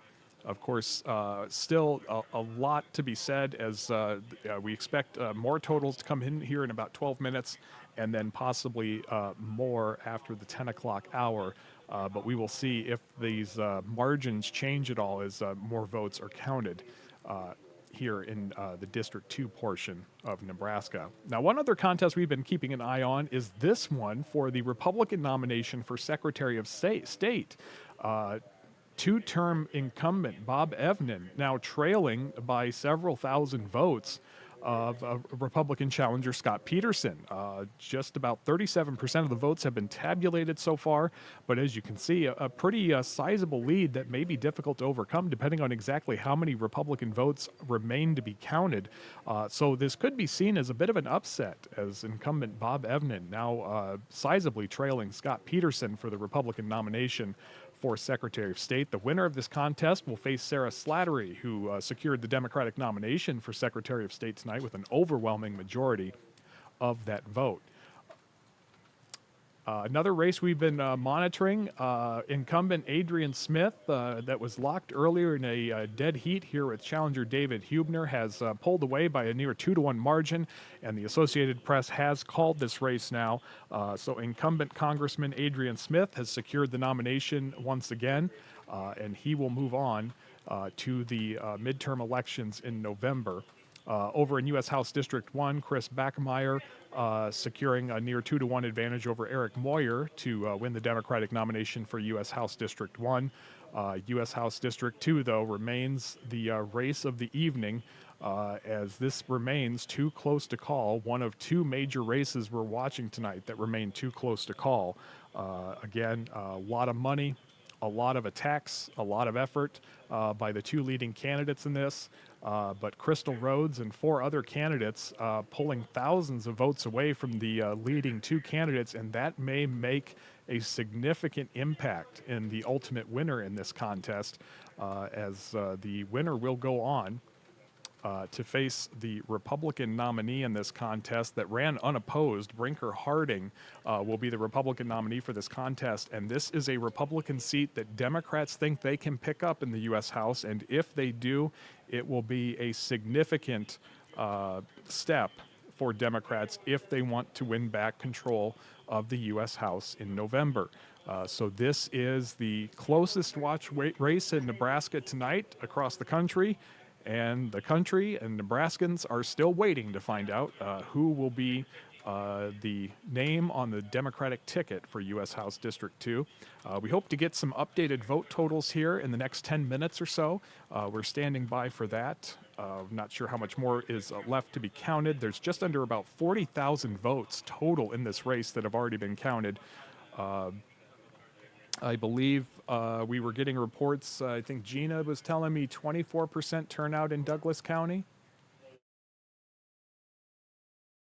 Or, sorry, that was in 2024. But obviously, not a strong vote total so far. Most of the precincts have been counted. But again, we still have a couple of updates coming. The next one in about 7 or 8 minutes. We hope to get some new numbers in this contest. Again, the winner will take on Republican nominee Brinker Harding in November. Just a quick update. We already heard from Governor Pillen tonight. He easily, that's the GOP Senate race. Governor Pillen easily securing the nomination for Republican. 75% of the total so far, with 40% of the votes counted.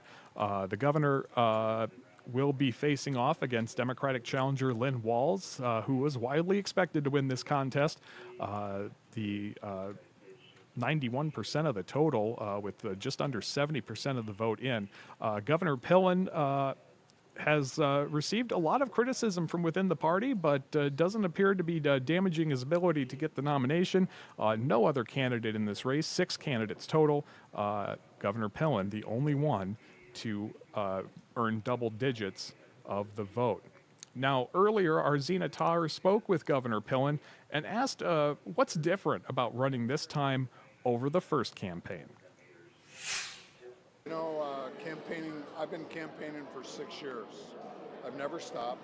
I've been before the people for 6 years since this calling's happened, so there's no difference from day one to 6 years later right now.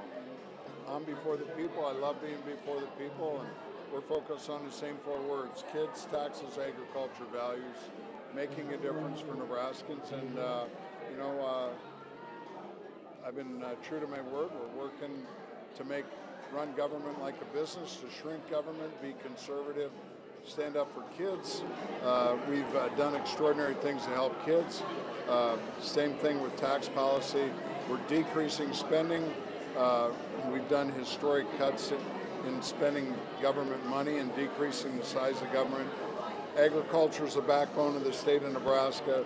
We're protecting it, we're growing it, we're selling it across the world, and then stand up for our values.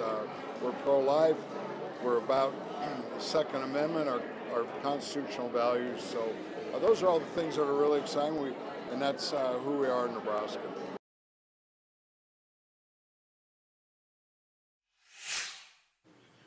Governor Jim Pillen speaking there tonight about his win for the nomination and his second time around. Sorry about that. I didn't know why that got stuck there. Fixed now. Talking about his second time around as the Republican nominee for governor. As you can see there, easily securing that. He will face off against the Democrat nominee, Lynn Walz, in November. Over on the Senate side, we did have this contest. Incumbent Senator Pete Ricketts easily running away with this. Again, the only candidate with the double-digit vote total for support. On the Democratic side, another wide race here, Cindy Burbank earning the Democratic nomination. However, there is a third name in this race, independent candidate Don Osborne, who is likely to add his name to the ticket as an independent, seeking to potentially swing this, as it has been over a decade since a Democrat was elected to Congress in Congress. But for a statewide race like U.S. Senate, it has been decades for the Democratic Party. And so it appears that Democrats in this race will largely stay out of the way of independent Don Osborne, who, according to Republicans, will caucus with the Democrats. And again, that could play another pivotal role over who controls the Senate chamber on Capitol Hill. We continue to watch U.S. House District 2 tonight. We do expect some more votes coming in just a few minutes, so we are going to be closely watching this. Our other closely watched race, still undecided tonight, is for Secretary of State. Scott Peterson continues to pull ahead of incumbent Republican Bob Evnen with just under 40% of the votes in on this one tonight. These are the two major races that remain too close to call. This race and the Democratic nomination for U.S. House District 2. We have been monitoring the watch parties tonight, and not a whole lot has changed with respects to those watch parties. Right now, we're going to go ahead and take you out to the Kavanaugh party. Packed house there right now, but remaining optimistic. They do remain in the lead in this contest, but it is a narrow lead with just a few hundred votes separating the candidates. And again, we hope to get an update on those numbers here in just a short while. But again, there you see the Kavanaugh headquarters tonight as they are standing by for the any updated numbers that they can receive. Let's go ahead and head over to the Powell campaign now. We'll turn that down. That's a little loud. There we go. We'll head over to the Powell campaign there. They are monitoring the results there as well. But again, still too close to call right now in this race as the most intensely campaigned, the most intensely funded, and probably one of the more negative races of this primary campaign season remains too close to call tonight. As there you see, John Kavanaugh remains with a slight advantage over Denise Powell. And again, we hope to get some new numbers in this in just a few moments.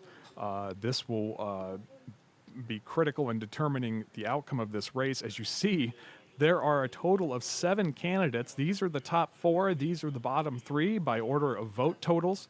And although most of these vote totals are small as 98 votes for the last candidate in this contest, all of that adds up to just over 10,000 votes, or just around 10,000 votes, and that is almost a third of the vote total. So playing a critical role in the outcome of this contest, with at least one candidate beyond the top 2, earning 15% support, another at 5%, again, playing a major role in who ultimately will win the nomination tonight, barring an absolute unbelievable change in voting trends, it will be John Kavanaugh or Denise Powell, but it remains too close to call with just under 20% of the vote of precincts not reporting right now. We do expect any minute now to get an update in this race, and we should see those numbers change here in just a couple of minutes. But again, this is the race that not only has a lot of attention here in District 2, but also across the country. This is the aforementioned blue dot. You heard Brinker Harding mention the blue dot, and this is a blue dot in many presidential races. However, President Trump did win the district in 2024, but it is historically one that Democrats can win, since Nebraska is one of those rare states that does hand out electoral votes by congressional district. And so this is one vote that Democrats hope they can pick up in the U.S. House, and if they do, it will greatly increase their chances of not only earning a vote in the U.S. House, but taking over the majority in the House. And so this has been a heavily funded race between these leading candidates of Kavanaugh and Powell. Kavanaugh right now with a very slight edge over Powell. We do expect an updated vote total any moment now, and we'll be standing by for that here as the Secretary of State's office continues to collect vote totals from across the state. Officially 80% of the vote in right now, and just under 800 votes separate these two candidates. Just hearing from our Andrew Pfeiffer at the Kavanaugh campaign, still no sign of the candidate. Not terribly surprising, because this race has not been called. And so I don't think anybody wants to go out there and prematurely concede defeat or claim victory, as I'm sure many of their staffers are on the phones trying to find out what's going on at precincts, what the trends are. But this is going to come down to the wire here as we await some updated vote totals in House District 2. And as we said, thousands and thousands of votes, not for the leading two candidates, may ultimately make or break this race between Kavanaugh and Powell, as 5 other candidates in this race have pulled in nearly a third of the vote away from the leading two candidates. So that's the nature of primaries, folks. Anybody can jump in as long as they meet the requirements. It doesn't matter how much support you have, how much funding you have, and it still shows that grassroots campaigning may not get you a win, but it could change the outcome of who does win. And that is something that will be talked about within Democratic circles for quite some time. As you see there, a very split vote between the 7 candidates. The leading 2 are the 2 that we expected. But again, a lot of votes spread among the other 5 candidates that may have changed ultimately who may have won this race. But right now, it remains too close to call, as we see the number jumping just slightly there, now at a full 78% in. The numbers haven't changed all that much. The margin hasn't changed all that much. So we will see how many, of course, tabulators and the Associated Press, their team is working to determine just how many votes are out there. If there's enough votes that can swing this election, that's something that they have to look at. Obviously, when it comes to calling a race, a lot of it has to do with not just the trends, but how many votes are out there. Are there enough votes out there in areas where a certain candidate performs strong in? Are there enough votes in that area where they can overcome or hold on to a lead? That is something that is being looked at very closely tonight. We just saw a very, very slight update come in, so probably just one new precinct coming in, 78% now reporting. And we see John Kavanaugh with a 39 to 36 point advantage over his closest challenger, Denise Powell. This is a wide open contest with the retiring Congressman, Republican Don Bacon, on the Republican side, Brinker Hardin securing the nomination as he was running unopposed. And so all of the attention on which candidate will Democrats coalesce around? And I think the answer, no matter the outcome, is there has not been that much of a coalescing, as all of the candidates in this race may fall below 40%. Right now, Kavanaugh holds a 758 vote advantage over Denise Powell. And We're awaiting more results to come in. It looks like and there we see a new update coming in. And we're going to have to do some quick math here, but we now have nearly 85% of the vote in. John Kavanaugh holding on to his lead, but by the slimmest of margins now, it is a 1-point difference. 286 votes now separate Kavanaugh and Powell. This race just got a whole lot closer here as we're approaching the 10 o'clock hour here in Omaha. And obviously a lot of new votes in, but it hasn't changed determining who the winner is, because this just got a lot tighter. 286 votes now separate Kavanaugh and Powell, with nearly 85% of the precincts reporting. We'll see if we get any more numbers here in the next few minutes as more precincts will be reporting. But this is as close as you can get. It looks like we've got about 40,000 votes that have been cast in this contest so far. And it is going to come down to the wire. Out of those 40,000, some 30,000, over 500, 600 votes cast for the leading two candidates. And of those, 286 separate John Kavanaugh and Denise Powell for the right to run against Brinker Harding for U.S. House District 2. Harding will represent the Republicans. Kavanaugh or Powell will represent the Democrats. But again, as has been all night long since the polls closed nearly 2 hours ago, this race is too close to call. While we're getting some updates, let's quickly switch over to the Republican race for Secretary of State. There you see Scott Peterson continues to pull away from Republican incumbent Bob Evnen, and now 44% of the vote in this contest, and that margin continues to grow. Two-term Secretary of State Bob Evnen in serious danger of losing the nomination tonight to challenger Scott Peterson. The winner of this contest will face Democratic challenger Sarah Slattery, who easily won the nomination on the Democratic side. But again, the Republican side still too close to call. Scott Peterson, the challenger, now pulling away from incumbent Bob Evnen, who was seeking a third term. But now it appears that the trends are not on his side. However, this does still remain too close to call. Let's go back now to District 2. It doesn't appear that we've received any more new numbers in this one. 286 vote margin is in this race. Getting word from our crew at the Powell campaign. First Alert 6's Sydney Babbs saying that Powell may be taking the stage here shortly. So that raises some interesting questions. Is there going to be a declaration of victory or a concession speech tonight? Is this going to come down to the wire? Obviously, we're getting into the realm where a recall can be requested in this contest, and that is going to be the next question as we move forward, as right now this race very close coming into these final precincts that need to get their numbers reported.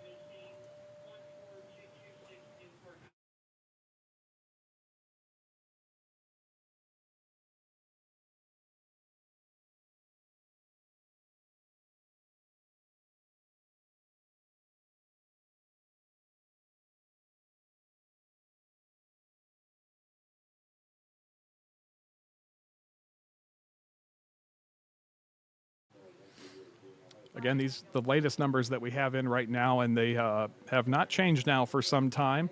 We did just get, it looks like one more precinct came in, so let me do some quick math here. The margins, percentage margins haven't changed, and we will check here. 287 votes now separating the two leading candidates.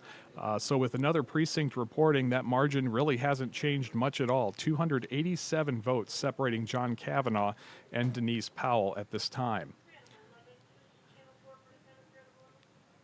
This has been a very costly and a very bitter campaign between the two leading candidates, and it is going to come down to the wire, it appears.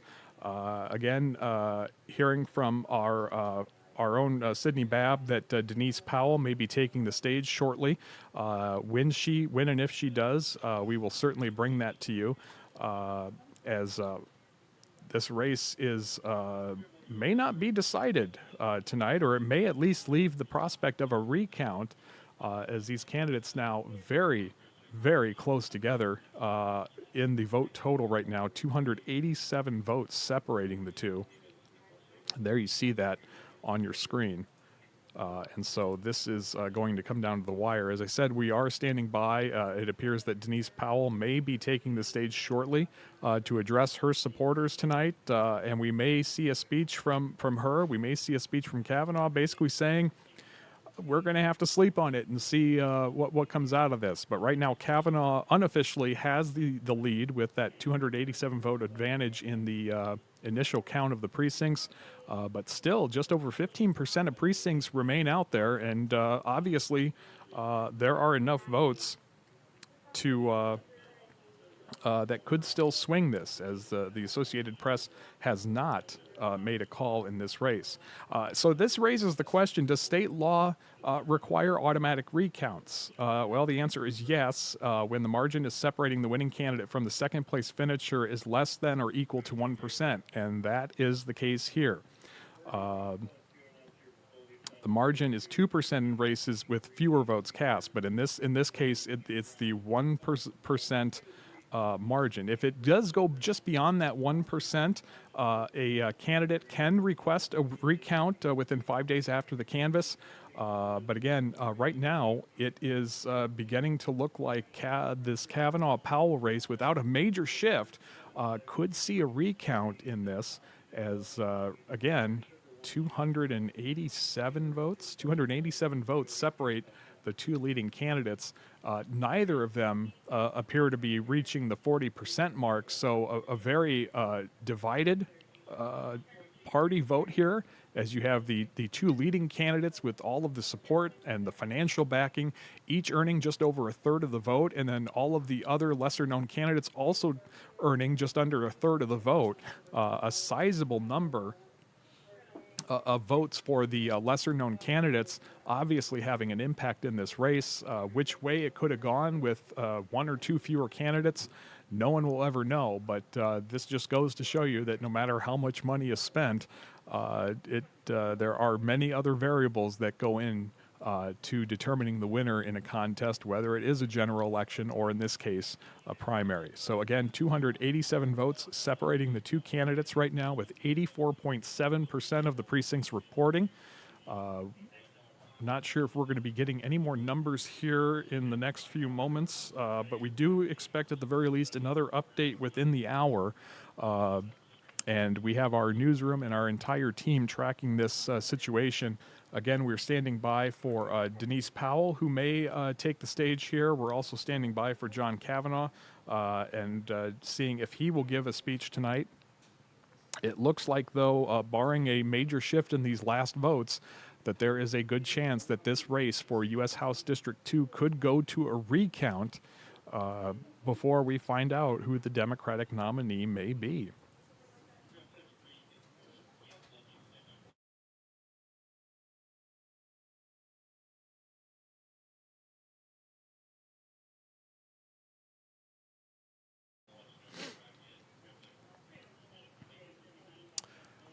For those of you watching on our 24/7 streaming channel, we're going to go ahead and drop off here as our newscast is about to begin, but we will have full team coverage on First Alert 6 at 10, and you can watch it on WOWT. Now, for those of you still with us, we are continuing our live streaming coverage on our YouTube, Facebook channels as we continue to monitor this nail-biter in U.S. House District 2. The race with the most attention nationwide could be closing in on a potential recount, as it is still too close to call, and just 287 votes now separate the leading candidates, John Kavanaugh and Denise Powell. This has been the most talked about race. If you watch any television, you've likely seen the candidates, you've likely seen their ads. This was a very hotly contested contest, and it is coming down to the wire, and we may not have a unofficial winner tonight, as it appears we may be on our way to a recount between John Kavanaugh and Denise Powell. Of course, there are 7 candidates in this race. Nearly a third of the vote were for candidates not named Kavanaugh or Powell, and that obviously played a major role in the outcome of this race, and that wide array of candidates and that diverse voting may be sending this to a recount between the top two candidates in this contest, John Kavanaugh and Denise Powell. Now, we have crews on the scene at both watch parties right now, again, as they're gearing up for our 10 o'clock show on First Alert 6. We continue to stand by for any word. I believe we just, I'm not going to put Andrew on the spot here, but I believe we just saw, yes, that is John Kavanaugh that has just walked into his party. Let me see if we can pull this up here for you. Yeah, you can see there the man with his back to the camera there. That is John Kavanaugh, who's just walked into his watch party tonight. It's safe to say Kavanaugh may try and declare a bit of a premature victory here.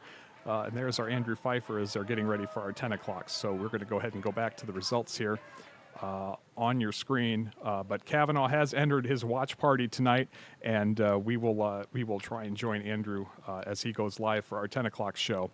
But again, Kavanaugh has arrived at his party. Our Sydney Babb at the Denise Powell party says that she is expecting to speak here in a little bit. And we are just waiting to see what Kavanaugh and Powell will do.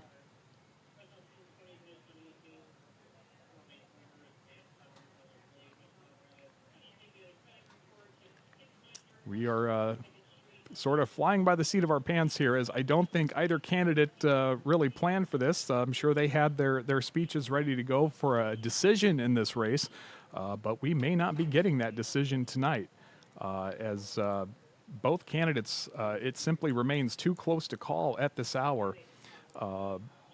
287 votes separating these candidates, and that would put this well within the margin for a recount as this continues on. So again, Kavanaugh has that slight advantage over Denise Powell right now, but if that margin doesn't change, we may be heading for a recount for the Democratic nomination in U.S. House District 2. We can tell you that John Kavanaugh has arrived at his watch party. We are standing by, as we've heard Denise Powell may be speaking at her watch party shortly. Somebody at that party has just taken to the podium, and we will continue to monitor that. We will see if we can get a live picture from the Powell campaign, as somebody there has just taken to the podium.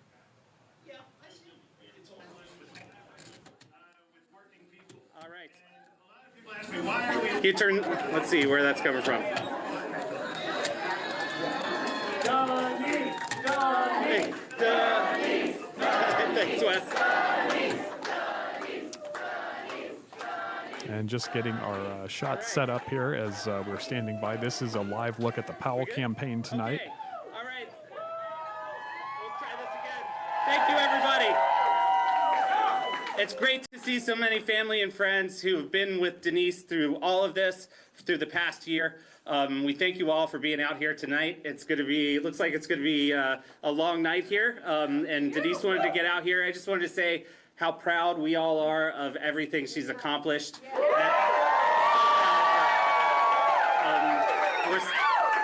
We're so excited about what we're seeing. It's time to be brave. And so now I'm going to introduce Denise Powell to the stage.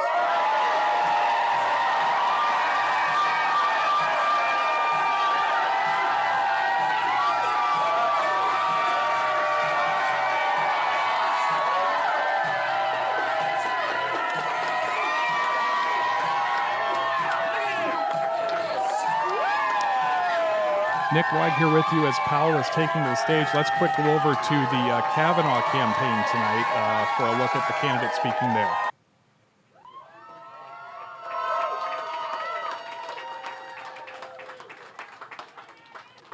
So there's still votes to be counted, and we're going to keep counting them, but we're in the lead.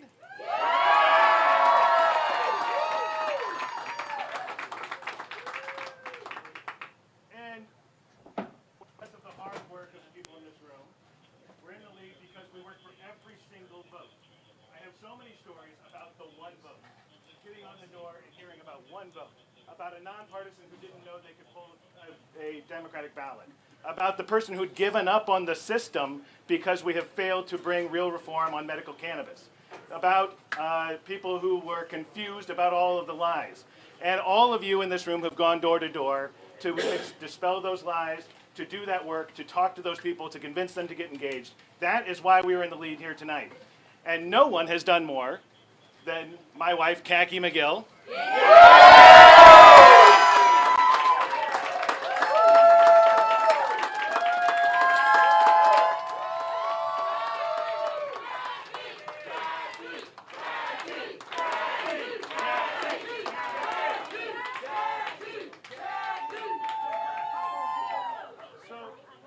Oh, bring her up here?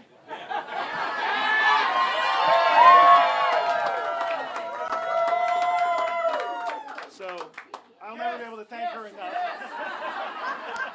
I'll never be able to thank her enough for all of the things that she's done for me in my life. But all of the work she put in this campaign, going door to door, talking to voters, that's the heart and soul of this campaign. Are my family, my wife, the working people, and the people that stand in solidarity with those people. And so we're going to win this thing, and we're going to go to November, and we're going to throw the bums out of Washington, bring the people's movement.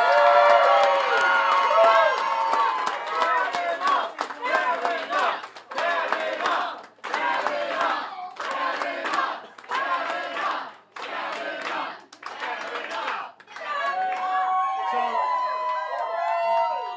tip the wait staff. And again, enjoy some non-scab beer.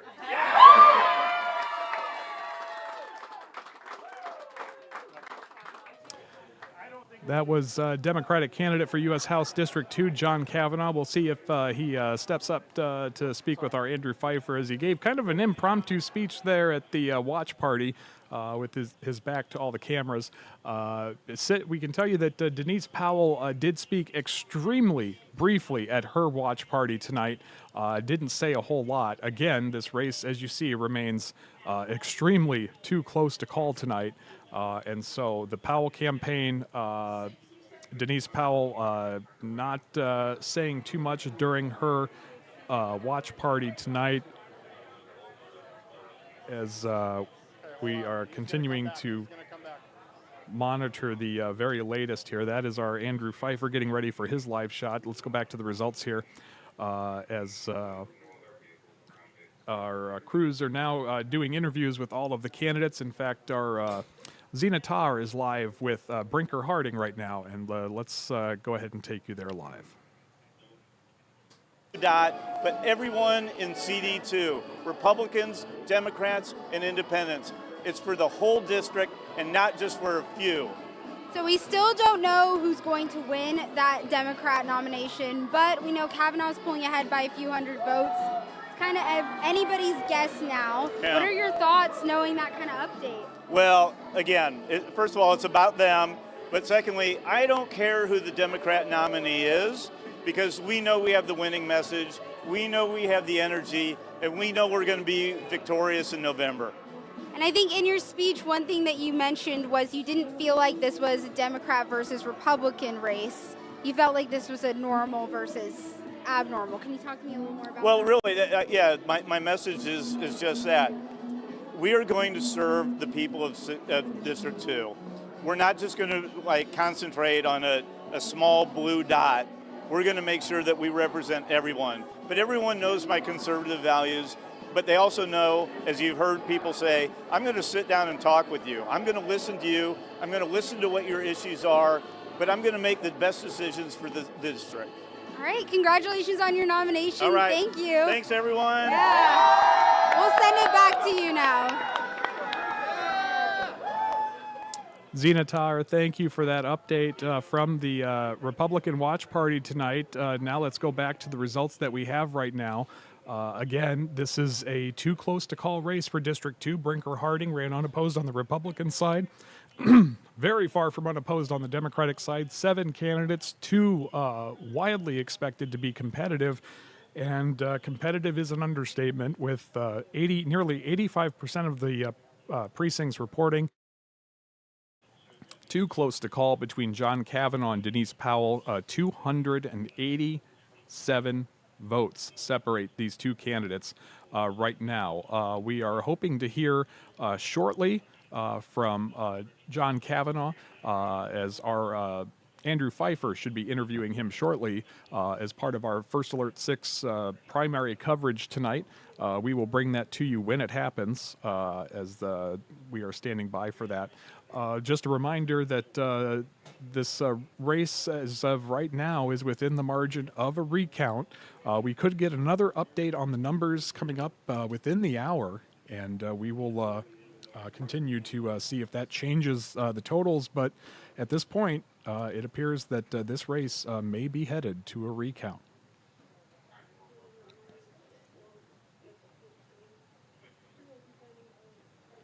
Again, we are standing by for John Kavanaugh to join our Andrew Pfeiffer at his watch party.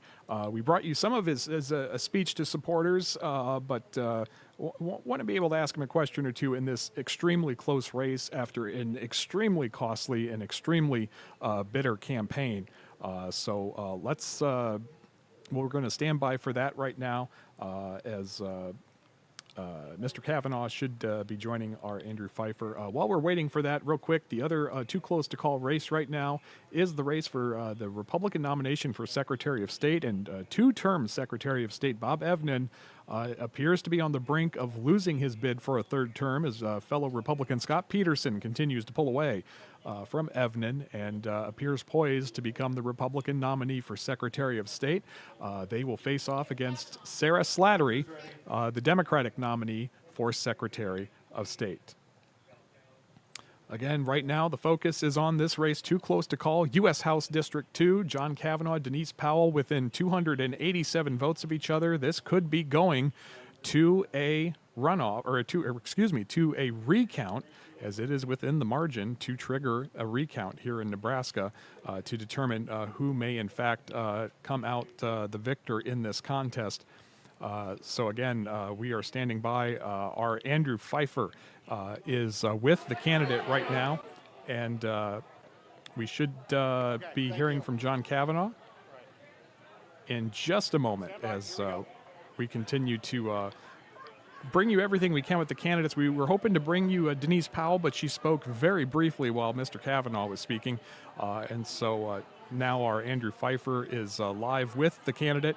And we'll be able to ask him a few questions here about this race and where we go from here at this point with this contest. So now let's send it over to Andrew with the candidate, John Kavanaugh. All right, that's right, Brian and Aaron. Well, I'm here with Senator John Kavanaugh now as we speak. Thank you so much for taking the time. And obviously, it's a very close race. I want to know how you're feeling right now. What are your thoughts and feelings as we're getting late into those polling results? And I guess overall, what's going through your mind right now? Well, I'm very excited to be here with all of these enthusiastic supporters, celebrating all of the hard work we've done to connect with voters to overcome the deluge of dark money that has been spent in this race, and we're very happy to be in the lead at this moment. And in this moment, you do currently are holding the threshold of about that 300-vote lead with the numbers coming out within the next hour. How are we feeling about the upcoming numbers, and are you confident that you think you have enough to get to the election in November? We're very confident. We've done the work. We were out knocking doors today, connecting with voters up until the last minute, and making sure that everybody gets out to vote. And we know every vote counts, and that if we're going to take our country back, we have to work really hard and turn out everybody who's upset with Donald Trump in Washington. And what's been the biggest thing to get you here to this point today? Well, it's been the hard work and the coalition we built of labor, of retired folks, of young folks, of everyday working people. We're here in a bar that is standing shoulder to shoulder with working to ensure that we have a future in this country that actually works for working people. Senator Kavanaugh, thank you so much for your time. Thank you. I'll throw it back to Brian and Aaron in the booth. And that was our Andrew Pfeiffer live with the candidate, Democrat John Kavanaugh. As you see here, 287 votes ahead of Denise Powell in a race with 85% now reporting. It looks like we did just get a new precinct. Obviously, the margin has not changed much in terms of percentage, But if you allow me to do some quick math here, I can tell you that this race is now 264 votes apart, so a little bit tighter, as 15% of the precincts remain outstanding. 264 votes out of roughly 40,000 cast in this contest. This appears to be headed for a recount, barring a major shift in these vote totals, as we expect some more numbers to trickle in over the next hour or so. So we are going to continue to monitor this situation. Both candidates, Denise Powell speaking very, very briefly. Our apologies, we were not able to bring that to you as she just said a few words. Kavanaugh there, you heard him with our Andrew Pfeiffer at his party. He did address his supporters for several minutes. But again, the message from both is pretty much the same. It's going to be a long night, and we are going to see where things go from here. I think that's a safe thing to say, because there's a good chance that this is headed for a recount in this race. Of all the races here in Nebraska tonight, this was the one attracting the most attention among the national political watchers, as this contest could play a pivotal role in exactly who retains or takes control of the U.S. House. Democrats are in the minority right now by a razor-thin margin. Republicans are trying to hold on or possibly gain seats to protect their majority in the House. Obviously, poll numbers with deep frustration with gas prices, cost of living, the war in Iran, all playing as negatives in just about every poll you see out there. Republicans are facing an uphill battle with those numbers on top of the historical fact that parties in the majority tend to lose seats in midterm elections. So everything lining up to be difficult for Republicans who are trying to hold on to control at Capitol Hill. And this race in Nebraska will play a pivotal role in that, as John Kavanaugh and Denise Powell remain in the running to represent the Democrats in District 2. In the Republican side of this, Brinker Harding ran unopposed. He will be the Republican nominee. He is the Republican nominee. And he spoke to his supporters just a short time ago. We brought you that live. Here's just a little bit of what he had to say. We have so much momentum, but together we have so much more that we can accomplish. And that's what this November's elections are about. It's not about Republican or Democrat. It's not about liberalism or conservatism. It's not about MAGA or TDS. This November's elections are about normal versus crazy.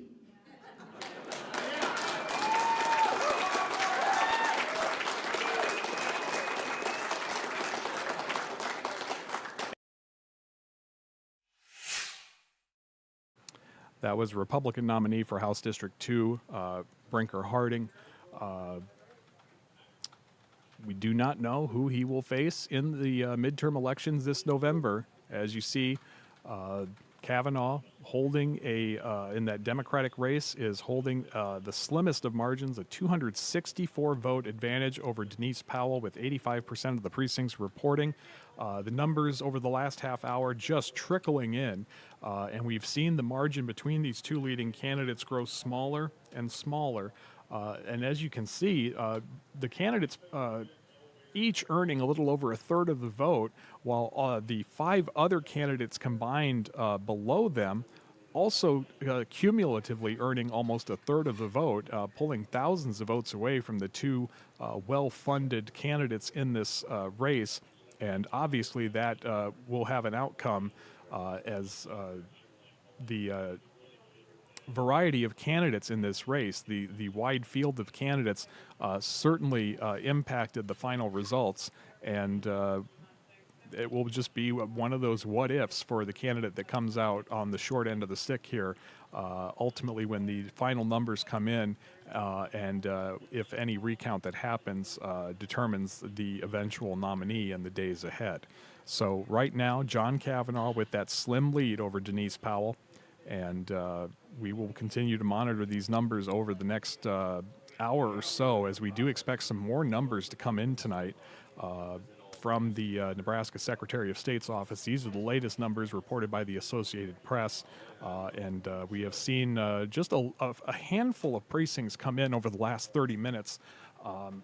Still standing by to see how many more votes are out there. That is a reason why that this is so close and there hasn't been a determined winner. If this remains this close, there may not be a projected winner at all, particularly if there's going to be a recount. Obviously, there's a general rule that recounts don't produce a lot of changes in the final total, barring a possible error by a particular precinct here or there. There was a race in 2020, I believe, or 2022 in Iowa, where a congressional seat was decided by 6 votes. There were 2 recounts done in that contest. The vote totals switched back and forth between the candidates, Democrat Rita Hart and Republican Marionette Miller Meeks, several times, as 2 or 3 precincts either missed some ballots or double counted some ballots. And ultimately, Marionette Miller Meeks came out on top in that contest by just 6 votes. And so we're seeing a similar situation play out tonight in U.S. House District 2 for the Democratic nomination, as John Kavanaugh now holds a slim lead over Denise Powell. It appears that both candidates will be leaving their watch parties tonight without declaring victory or conceding defeat, because whoever the eventual vote total leader is by the end of the count tonight, it is very likely that it will be within the margin of a recount in this race.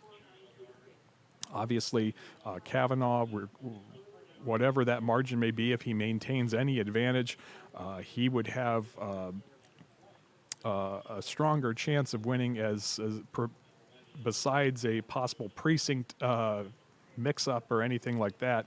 Generally, recounts don't change the vote totals by more than a few dozen votes in this situation. But again, the rule is if it's within 1%, a recount is justified. And obviously, when you have, regardless of the number of votes, when you have a margin that slim with so many votes being tallied, it is critically important to make sure that vote counters get this right. And so it is really going to come down to the wire in this contest. And we may not, likely will not determine who the nominee is tonight. And we are just going to have to wait a while for that recount to happen. Obviously, there is a whole process that goes into counting the votes, determining. Ultimately, there will be a final number determined once this is certified. And when it's certified that it's that close, then we go to the recount. And there will be procedures in each county to determine how they're going to do that recount, and it will take some time to get those numbers done. So again, the latest from U.S. House District 2, too close to call.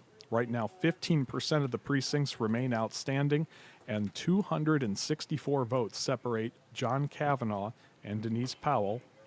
Whether we get a winner tonight or a winner after a recount, the winner of this race will move on to take on Brinker Harding, the Republican nominee, for a seat currently held by a retiring Republican, Congressman Don Bacon, and this is a seat critical for the outcome of who will control the U.S. House. Republicans, if they have any hope of hanging on to the majority in the U.S. House, really need to hold on to this seat. Democrats see this as a critical pickup if they are able to get into the majority come November. I want to go back now to the other race we've been monitoring for Secretary of State. Incumbent Republican Bob Evnen, seeking a third term in office, continues to fall further and further behind Republican Scott Peterson, with now nearly 60% of the vote in. It is looking increasingly unlikely that Bob Evnen will have a chance to serve a third term as Secretary of State, as his fellow Republican Scott Peterson is pulling away. And as that margin continues to grow, it is looking less and less likely that the Secretary of State will have the opportunity to serve a third term. That is the other major race we've been watching tonight that has not been called. The Democratic side of this race has been called, as this was a landslide. Sarah Slattery securing the Democratic nomination for Secretary of State. and she will go on to face the winner of the GOP primary, which, of course, right now still remains too close to call. For Senate, Republican incumbent Pete Ricketts easily securing the nomination for another term in the Senate. Also a landslide. Cindy Burbank, the Democrat in this race, will go up against the incumbent, Senator Pete Ricketts, in November. But there is a third name in this race. Independent Don Osborne is in this race, and many believe that the Democrats will largely stay out of his way for him to try and unseat the incumbent Republican, hoping that he will caucus with Democrats and give them another seat in the U.S. Senate, another chamber that both parties will be viciously fighting for control of this November. Winning a Senate seat in Nebraska would be significant for Democrats. It's something that hasn't been done in decades. As a reliably Republican state, it would be a major win for Democrats if they were, even if it's an independent, if they were to gain a seat with an independent caucusing as a Democrat. Back now to the race of the night. U.S. House District 2 remains the focus tonight. Very, very slim margin in this contest. 264 votes separate John Kavanaugh and Denise Powell. A bit of a rain on the parade for the two headquarters tonight, as they were each hoping to celebrate a big victory tonight, and it appears that neither will be doing that, as this race is simply too close to call. Too close to call. And we now go to what will likely be a recount in this race.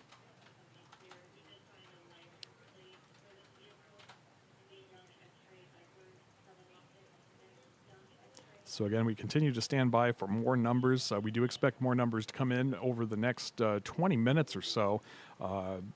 And that may be it for the evening if our schedule continues to hold in this. We do expect more numbers by about 10:45. So we are going to stand by for that as we continue to monitor the outcome of this race, which again remains too close to call.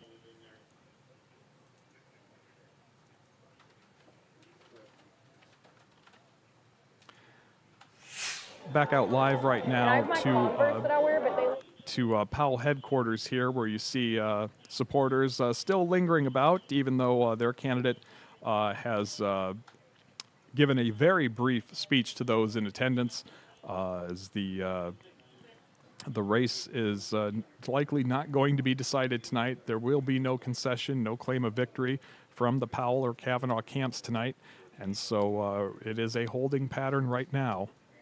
As both sides now prepare for what is likely to become a recount in this hotly contested race. After millions of dollars were spent, after a lot of mudslinging, a lot of accusations, a lot of, as you've heard the candidates talk about, dark money, accusations flying about, it does not appear that it appears unlikely now that we're going to get a winner in this race tonight. Let's go back now to those results as they stand right now. 85% of precincts reporting. John Kavanaugh, 15,580 votes. Denise Powell, 15,316 votes. That's a 264 vote margin tonight in the race for the Democratic nomination in U.S. House District 2.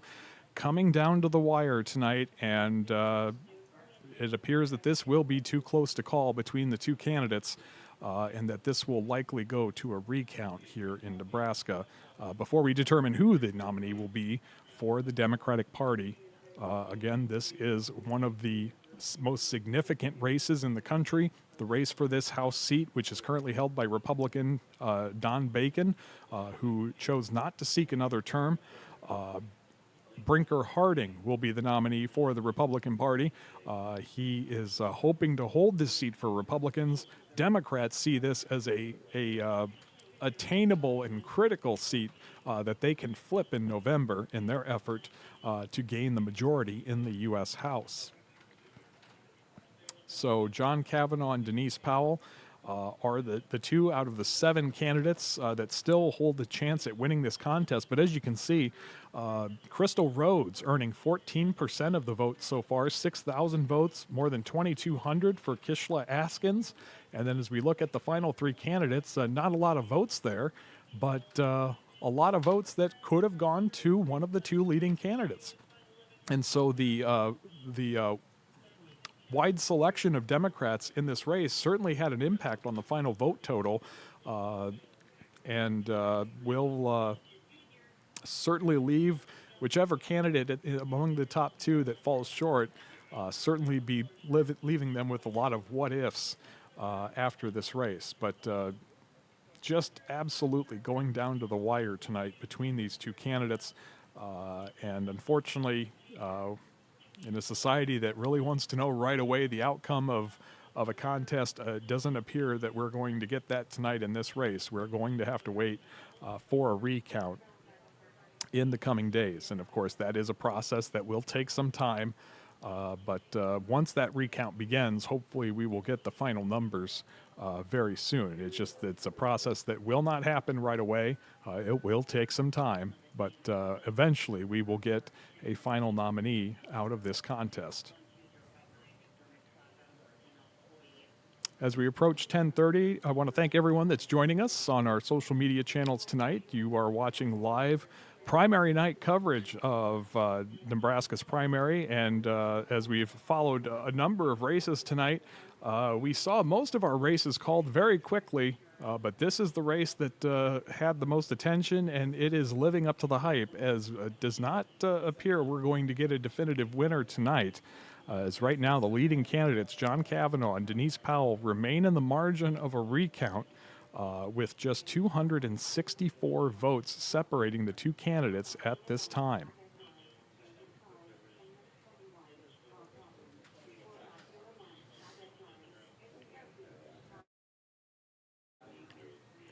We do expect some more numbers to come in here in about 15 minutes. That is what we're standing by for at this time.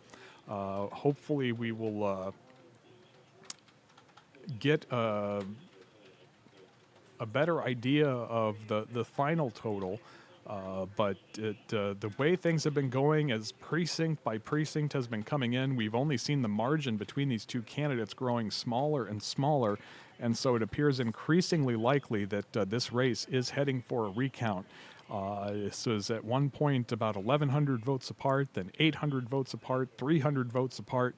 Now it is 264 votes apart. John Kavanaugh leading the entire way, but all that matters is the final total, and right now, that is what we are standing by for right now.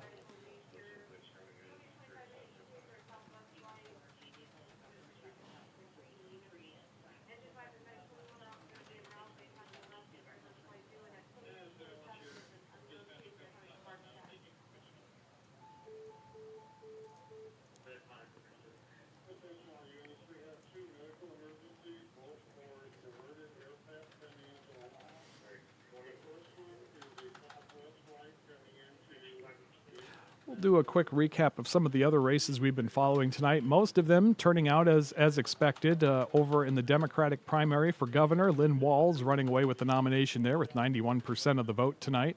Of course, Governor Jim Pillen securing the nomination once again with well over 100,000 votes now, 75% of the vote.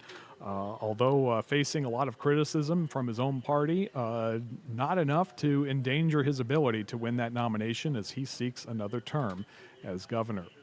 In the U.S. Senate race, Senator Pete Ricketts easily winning the nomination once again with more than 120,000 votes. On the Democratic side, easy win for Cindy Burbank. She will run as the Democrat in the Senate race. But Don Osborne, the independent, widely expected to be the chief competitor to Senator Ricketts as this goes to a 3-way contest come November.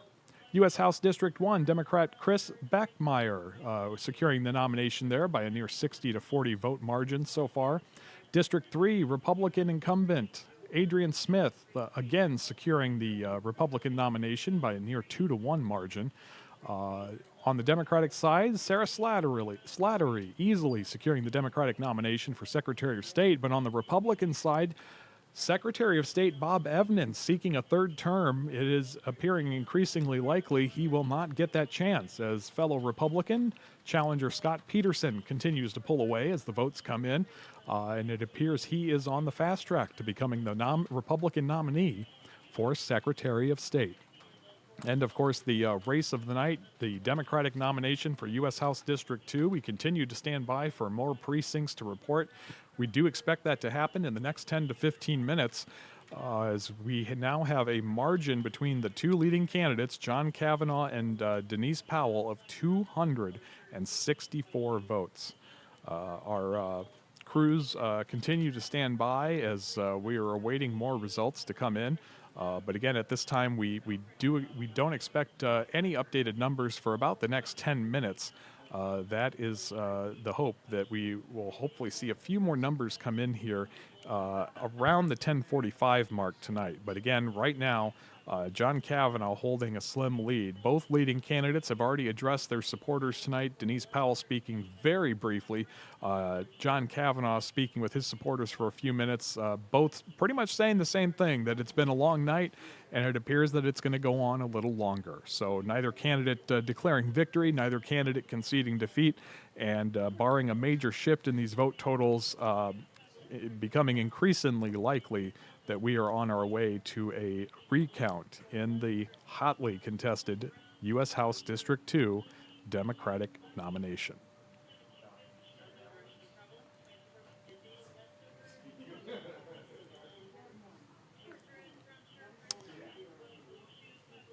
As we mentioned, Governor Jim Pillen easily running away with the Republican nomination tonight.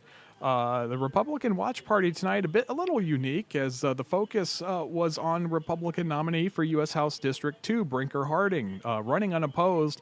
But Republicans really understand the importance of this race, and they wanted to bring a lot of attention to Harding as he still awaits his challenger on the Democratic side of this. But we did catch up with Governor Pillen to talk about what might be different this time around from his first bid for Republican, or for his first bid in the race for governor. You know, campaigning, I've been campaigning for 6 years. I've never stopped.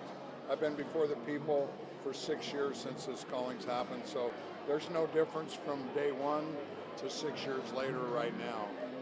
I'm before the people. I love being before the people, and we're focused on the same 4 words: kids, taxes, agriculture, values, making a difference for Nebraskans. And you know, I've been true to my word. We're working to run government like a business, to shrink government, be conservative, stand up for kids.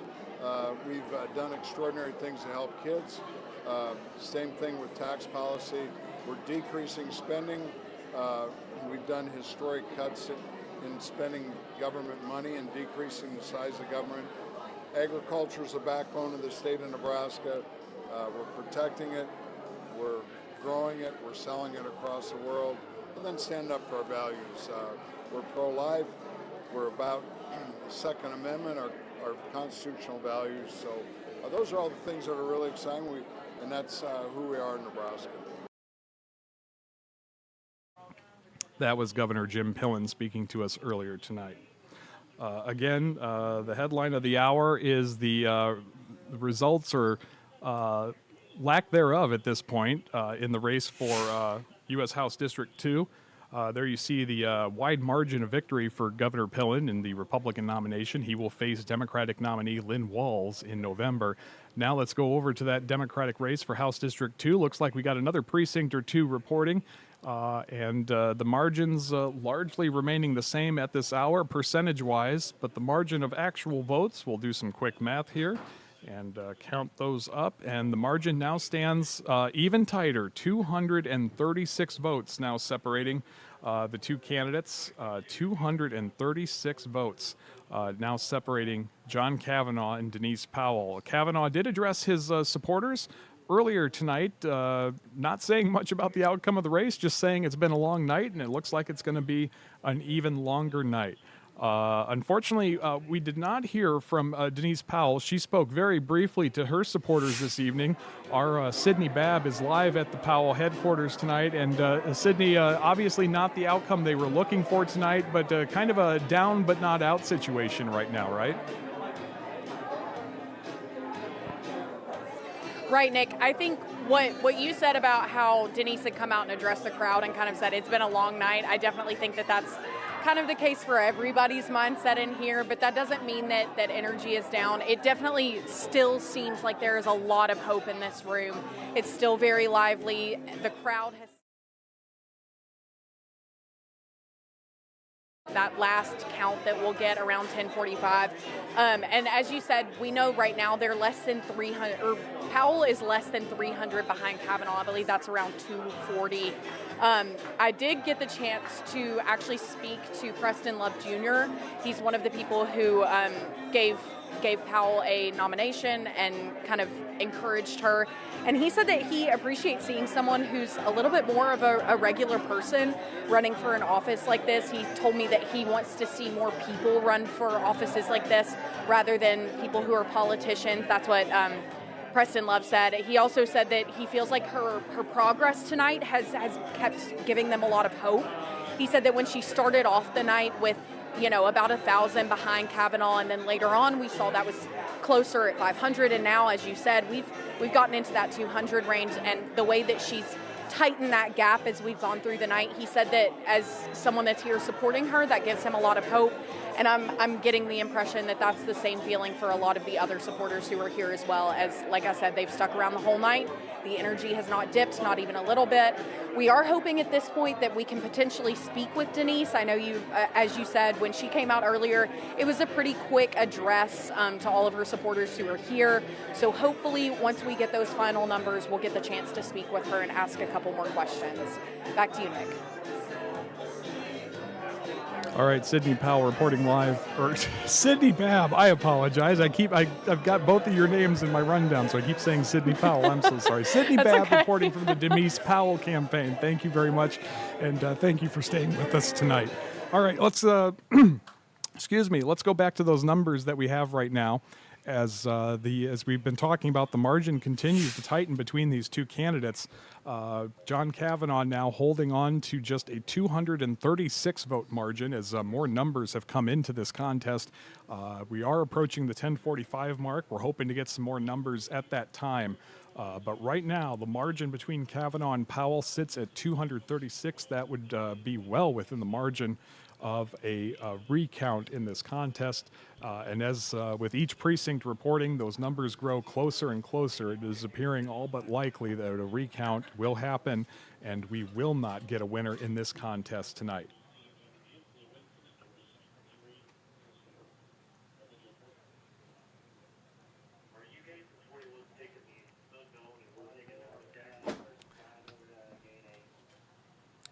So again, right now, this is the one of two races that remain too close to call. The other one tonight is continuing to widen out. This is no longer too close to call, as it is now official. Secretary of State Bob Evnen has been defeated in the Republican primary. Evnen had been seeking a third term. He was defeated by fellow Republican Scott Peterson, as that margin has grown throughout the night. Now about 12,000, more than 12,000 votes separating them, and Scott Peterson has been declared the Republican nominee for Secretary of State, defeating two-time incumbent Bob Evnen. This is with nearly 2/3 of the vote in tonight, and we'll continue to keep an eye on this, but Peterson has been pulling further and further away as the night has gone on, and so we have one major race still outstanding tonight. That is U.S. House District 2. John Kavanaugh, Denise Powell, 236 votes now separate the two candidates tonight, and we will just have to wait and see if we ever get a winner out of this before a recount, because right now it appears that a recount is exactly where we're headed in this contest. I'm joined now by our Brian Mastery, and I apologize for the camera because I have to I just sat down, that's all right. I just have to move it here for two people. There we go. you've been following this from the desk, and now here we are at 10:42, waiting for some more numbers to come in. This was the most talked about race of the primary campaign, and now it is coming down, and boy, don't really know which way it's going to go at this time. Yeah, you're right. So there should be another batch of votes that drop here, maybe in the next 2 minutes. So that might get us a little bit more clarity. We're at 85% of the vote in right now. So it makes it a little more difficult to try to make up the ground. But as you said, that is within the margin of error when you're looking at that. But that's still, a sizable. There's been a lot of races here where it's been single digits and a few hundred votes that have kind of passed all of that. Yeah, I mean, this is certainly not the outcome either candidate likely wanted. One thing that struck me is with 7 candidates in this race, the 5 candidates that, by all accounts, nobody expected to win this contest pulled in well over 10,000 votes. And so, that is going to raise a lot of, just infinite amounts of what ifs in this contest and who took what votes from whom by having such a wide field of candidates in this race. So if you look at the list here, so if you just go to the third, Crystal Rhodes, she's an elected official. She's been in politics in Nebraska for a long, long time. Her husband helped run John Ewing's campaign for mayor. So she's connected, and you didn't see her advertise a lot, but I think she has that ground game. So that's probably where her 14% came from. Kishla Askins really started to advertise a lot towards the end. And she kind of stood out, I thought, to some folks because her campaign at the end for that last 10 days was all about this is me and this is what I stand for, while we were getting fed all of the negative stuff regarding John Kavanaugh and Denise Powell. Nick, go to that next page. I haven't looked at that one. Yeah. Okay, so like you think about James Lucien, he had pulled out of the race, but it was too late to get his name off the ballot. And then Melanie Williams so, you think about that, and Melanie Williams has enough votes that would have made a difference in terms of the top 2 candidates, if you think about it. Yeah, and you mentioned James Lucien, 242 votes. That's more votes than separate the leading 2 candidates right now. That's right. Whoops, I hit the wrong one there. I was going to this one. Nope. Oh, here's the one I want to go to. Yeah, this was the other kind of upset tonight. Yeah, this was the upset that I called during the 10 o'clock news here, and it has grown.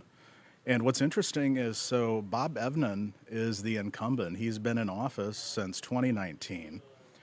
Scott Peterson didn't advertise a lot, but he hammered on Evnen for not having a safe and secure election, something you've heard from President Trump say often. Evnen tried to push back. What's interesting is this almost played out 4 years ago. At that time, let's just for the sake of argument, and I forget the 2 candidates, but let's say there were 2 Scott Petersons. And so they ended up having almost 60,000 more votes than Bob Evnen had, but they ended up splitting it. And so Evnen still advanced to the general election and then ended up beating one of the candidates that was trying to dethrone him. I talked to our political expert that we've worked with for a long time over the years, Ryan Horn. He helped run the early campaign of Mayor Stothert. He's been active in politics kind of down the middle a lot of times. And he told me that, he said this is kind of a symbolic of what he's seeing around the country, is that while this may play a different role in terms of what people are thinking with an incumbent, and there the numbers just changed and the lead grew even more, 82,000 to 68,000. So that's over. That's why it's been declared the winner with that much of the vote in. It's kind of an anti-incumbency. Mm-hmm. And they've seen it with the Democrats as well as the Republicans, where it's kind of a vote like, I don't believe what you're telling me, or your actions and your words aren't matching what I'm kind of seeing. And you're seeing some of it with the economy, and here you're seeing it with elections. Because Bob Evnen argued that Nebraska's elections are the gold standard. And if you think about it, Republicans have won every major office in Nebraska for the last decade. Right. And so if they aren't safe and secure, it raises other questions, I think. And I think that's what Bob Evnen thought, that maybe the voters would see through, but You know, he's been there since 2019, and maybe they thought, enough of this. This is something we've seen across the country. Obviously, you know, doubts raised about election integrity, and it apparently may have claimed another victim here tonight. It has claimed another. It has victim. claimed another. Yep.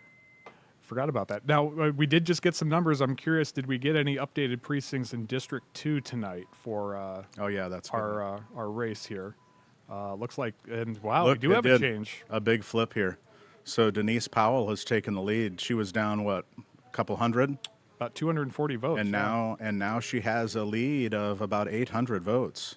Yeah, 860 votes, and that pulls it out of the realm possibly here of a recount. So a major shift, and this is at 99% now, so this may be just about it for the night. So the last batch would have been people that voted later in the day, polls close at 8, and then anybody that might have decided to drop off the early ballot in the drop boxes around the city just before 8 o'clock, because they have a team, the election office does, a team that picks up those at 8 o'clock. So that have been because dropped in, but those chances are those probably won't be counted, maybe even till tomorrow, because the ones that are dropped off, they have to double check to make sure that they didn't vote at the poll earlier. So when you talk about these numbers then, if this does get us out of a recount, you talk about the type of vote being counted at this point. We just saw it actually drop back down to 98.2. You know, the question then becomes, how much of that is ground game? How much of that is the actual work being done as the polls are open to get people out to cast those last ballots? Could be. I mean, we had crews up and down Dodge Street, and I know you're fairly new here, Nick, but but they will always be on that pedestrian bridge across from UNO of Dodge Street. I know Denise Powell had her team there waving and honking, and what you're really trying to do, the campaigns tell you, is that get those folks who are driving home and a last reminder like, hey, polls are still open, you can still go vote, and hey, vote for me. A lot of times they'll be at 72nd and Dodge, they'll be at 90th and Dodge with their teams and their signs trying to get the folks who are commuting home to come in and vote. So to me, that's almost indicative, is that late group of voters had a big push to Denise Powell and not John Kavanaugh. And that could be something that, when all is said and done, if she does ultimately come out the victor, I mean, this is kind of her bread and butter, is the organizing and the getting out the vote. That's something that she has a lot of experience in, just not necessarily for herself. Right. Kavanaugh has the name recognition, a family name in politics in Nebraska for a long time, and an elected official at the same time. But the negative ads that were rolling in this last month were brutal. And Kavanaugh got hit hard by political action money talking about the blue dot, where they were trying to explain that, hey, if Kavanaugh wins before he gets appointed, Pillen would have a chance to replace him with a Republican and not a Democrat. And then that wall would tumble. But I think it was a little short-sighted, at least covering politics here for a long time. You've already got a 33 supermajority, Pillen does, on the legislature as it stands right now. 33 Republicans, 15 Democrats, and 1 independent. The thing is that those 33 always didn't vote lockstep. Right. And so he didn't get all of his issues put through. But when you look at those legislative races, I mean, I saw one race where I think $400,000 in one of these legislative races. It pays you $12,000 a year to be a state lawmaker here. Right. And the money that comes in because of the consequential power that you have is pretty remarkable. So this one looks like it's Denise Powell's now. Yeah. I don't think it's going to get closer. You know, when you think about all the money spent on this race specifically, and then you look at these final vote totals, I mean, how much money was spent per vote cast in this? It is just mind-boggling. And again, this is not the general election. This is a primary. And these are the Democrats clearly had more to vote on for the primary because it had a lot more competitive races. And I'm sure Brinker Harding, who will take on, it looks like, Denise Powell now, would tell you that's never a great thing because you want to give your people a reason to vote and come out. But if you say, like, well, you're going to win and go through anyway, no big deal. So now this is the last District 2 is the last time a Democrat has held one of the federal offices in Nebraska, and that was Brad Ashford. He was a state senator. So, but in the meantime, you had Cara Eastman that ran for that seat a couple of times, and she was the Democrat nominee, but she couldn't get over the hump to beat Don Bacon. Don Bacon was able to hang on to enough moderates in this area to still pull through. And I wrote some numbers down. I have it on. So here's the makeup. This is why the blue dot exists when you think about the makeup for Douglas County. 370,000 registered voters, okay? 129,000 are Republican, 133,000 are registered as Democrats, 95 nonpartisan. So it's usually that 95,000 nonpartisans that make or break the winner of the blue dot.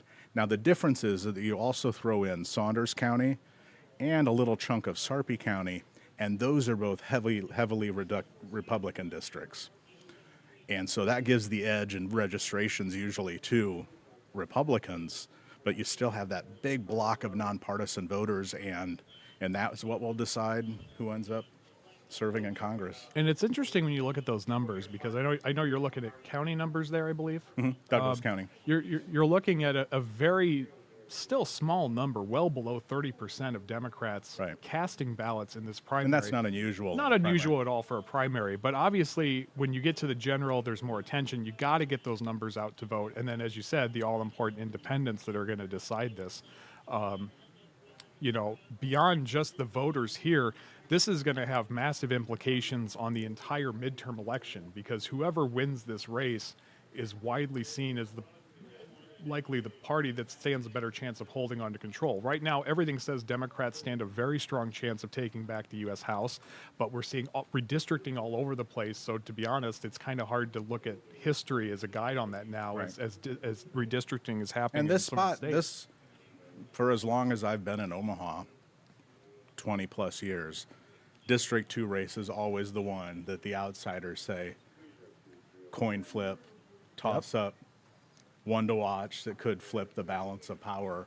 And that's what's unusual, is that in three of those times, a Democratic president carried the district, hence the blue dot, but then a Republican won in the position for Congress. So it almost, in my view, it a lot of times kind of gives an interesting dynamic to the voter in District 2, is that they don't just vote party line. Right. Sometimes they just vote. They're more likely to vote for the person or what they believe will be in the better spot. Otherwise, you wouldn't have that. Oh, absolutely. And obviously, I don't want to make any of our dedicated television viewers roll their eyes, but as redistricting continues to happen and potentially the odds of one party or another taking control grows smaller and smaller, obviously that means more and more attention on this race if this is going to be one of those few that remains this competitive. And boy, I mean, we've seen enough mudslinging as it is right now. I can't imagine what to expect in the months ahead, regardless of the outcome of this race tonight. Right. And you're going to see it up and down the aisle. I was going to scroll through and see a few of these, state legislator races. So this is an Omaha seat, Megan Hunt, who is term limited. It's kind of central Omaha. And Aaron Feichstinger, the top two advance here. Josh Livingston is an attorney. Now Terry Brewer, he came in close there. He ran for mayor this last time around.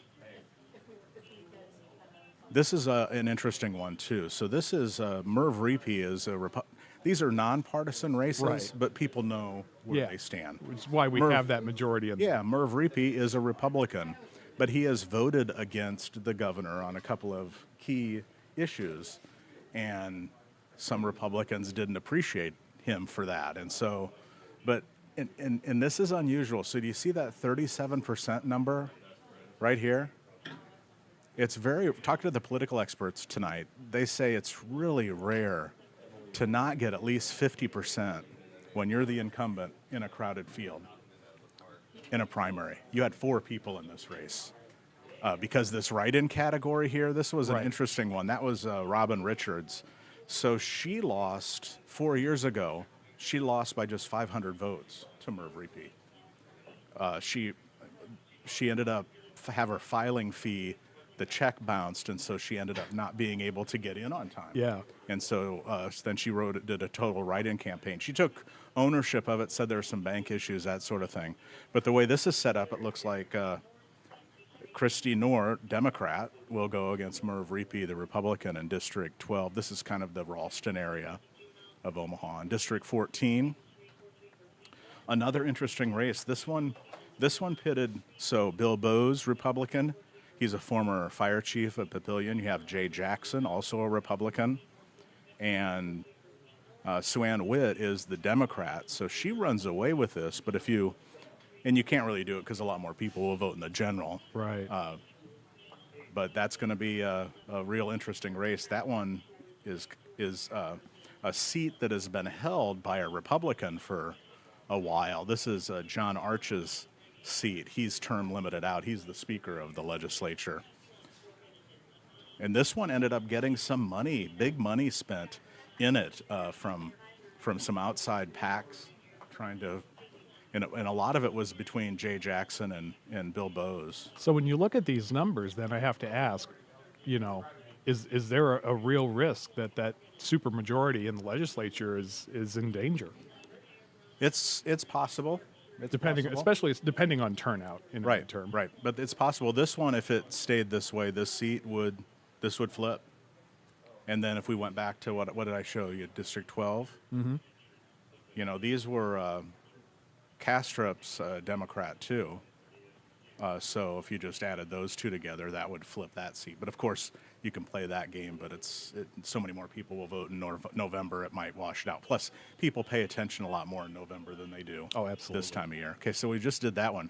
This, District 18, this is the one that Christy Armendariz decided to not run for re-election. This is the Millard part of Omaha. So Jess Galdoni, with 42% of the vote, looks like, it'll take on Taylor Royal. So Jess is the Democrat. Taylor is a Republican. Taylor ran for mayor a number of years ago. I remember interviewing a few times. But this seat, if a Democrat won in this seat, that would flip too, because Armendariz was a Republican, or still a Republican, just not in the race anymore. And I was trying to see if there was another. Yeah, a lot of the races, Nick, were just two-person races, and so they both advance. So sometimes we try to look at the ones that are the competitive races. Now, what's fascinating about this is that, it would take something monumental to actually shift a balance of power, both in the legislature, in the race for governor. But we do have this kind of wild card in the race for U.S. Senate, in that we do have, Senator Ricketts winning by a very wide margin tonight, the Democratic nominee winning by an even wider margin. But it's the name not on the ballot tonight that everyone's talking about in this race. Right. And Dan Osborne has until, I think it's August, to get the signatures. Mm-hmm. His team has said before that they're usually shooting for, 3 times as many as they need to get, just in case some are tossed out. I think he needs 4,000. It doesn't seem like that will be hard for him to get. And he overperformed Trump's numbers. Trump won real big, but Deb Fischer didn't get those same numbers as an independent. And then we talk about this too, where, on the Democratic side, Cindy Burbank, both of these filed right on the last days. Then they both said that they were plants, and but the way it turns out is that Cindy Burbank has been on the record where she said, "Hey, I may just drop out of the race if I don't see a path." Right. Which then there will be no one. She would say, she'd be on the ballot, but she'd be saying, "I'm not running." And then it would essentially be Pete Ricketts versus Dan Osborne. And that was made abundantly clear in the statement we received from the Ricketts camp tonight. Oh, I didn't see that one. Actually, sorry, that was the RNC statement on Dan Osborne, going after the fact that he says he will caucus with Democrats if elected, that the Democratic Party is truly supporting him. This is the RNC saying that. saying that he has no chance of winning the race and is, quote, licking his lips trying to figure out how he can funnel more money from Democrat mega donors into his own pocket before the gig is up in November. This from RNC Chair Joe Gruters? This is the I guess largely the two-person race that the Republicans are expecting, and by all accounts, it appears that's what they should plan on. And I think from seeing a lot of the talking points, their strategy is to paint him as a Democrat, with the idea that they have a better chance in a state where Republicans really outnumber Democrats, right? Especially in the wide open spaces of western Nebraska. By doing that, then they believe that Ricketts will have a bigger chance, which is probably true. But Dan Osborne showed during the last time when he ran against Deb Fischer that he was able to capture the imagination of a lot of voters that might have been tired of the status quo. Now, and it's been 30 plus years since a Democrat won a statewide race in Nebraska? It would be 06, I believe, a 20 years. Senate race, yeah. And so, 20. Would have been, I believe, Ben Nelson, who was a governor and then a senator. So when you talk about not technically a Democrat, but essentially a Democrat, and you have a very red state like Nebraska, how much does the ongoing situation nationally with gas prices, cost of living, the war in Iran, deeply unpopular, the question is that enough to not only turn out more Democrats, but flip those independents that could actually decide a statewide race? And it's probably, I think we're seeing it a little tonight, where some people were disappointed, maybe with the people they'd voted in before, and maybe we'll end up seeing a little of that in the U.S. House District 2 race. Out of Denise Powell and John Kavanaugh. John Kavanaugh was a sitting state senator. Right. And so maybe he got penalized some for that, for no other reason than just being elected to office. This is now an 869 vote margin for Denise Powell. We were at 99, and then we were at 89. Now we're at 88. 88% of the vote in. A little bit of a clarification here by the Associated Press as those numbers come in. Well, some of it could be that they got those 8 p.m. ballots that came in. They won't count them tonight, but maybe they got an idea like, oh, we got more in Omaha or Lincoln, the big population centers, and then realized like, oh, that kind of changes the total number of ballots, because they have a formula for how many they send out and then what the percentage is for what they turn in and then what is turned in late. So it's safe to say you want to be the one ahead. This may not go to a recount now. It could. I believe it is still within the realm that I think Kavanaugh could request one, even if it doesn't trigger an automatic. But obviously, any advantages in a recount is very hard to overcome. So this flip just within the last 20 minutes or so is very significant in this race. Yeah, it was Kavanaugh, almost 300 he was leading by? Yeah. Before the 1045 numbers came up. So that's well over 1,000 vote swing in among 38,000 votes cast between the two. So a pretty significant shift. And this could have been maybe the Saunders County numbers came in, or Sarpy County numbers came in late. I wasn't looking county by county. I think this one's over. I kind of wish we could just stick like a Brian Mastery seal of approval there on that call, but we'll think our graphics team has built that one. That comes with a lot of responsibility. No. Brian, thank you so much for joining us.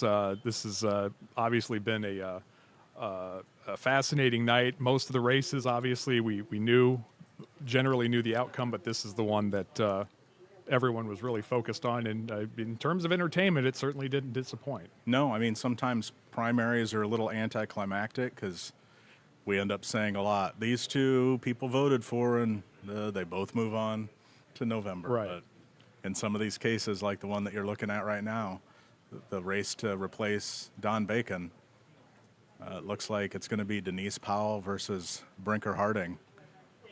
And I will say that even though it is looking increasingly likely that Powell is going to come out on top of this, no one, at least according to my email, declaring victory yet.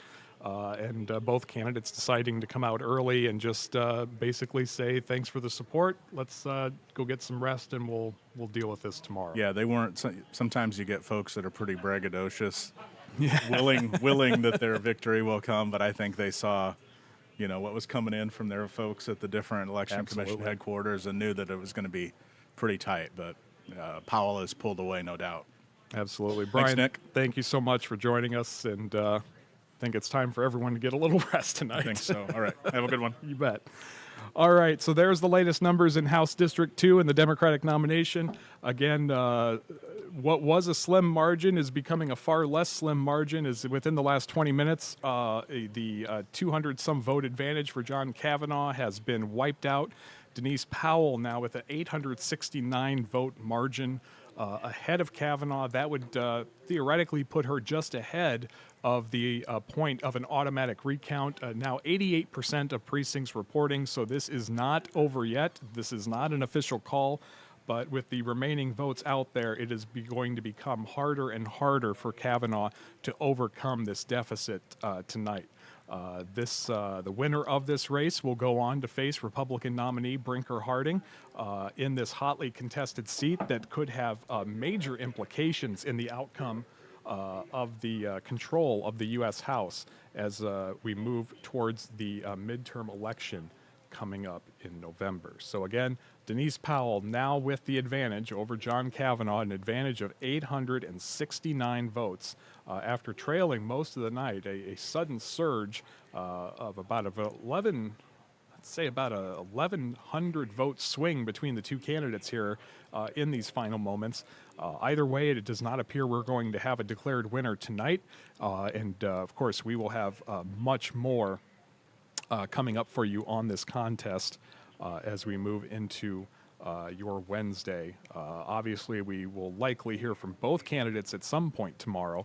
But again, we will not be getting an official concession or victory speech tonight, as although Denise Powell now in the driver's seat in this race, it does officially remain too close to call.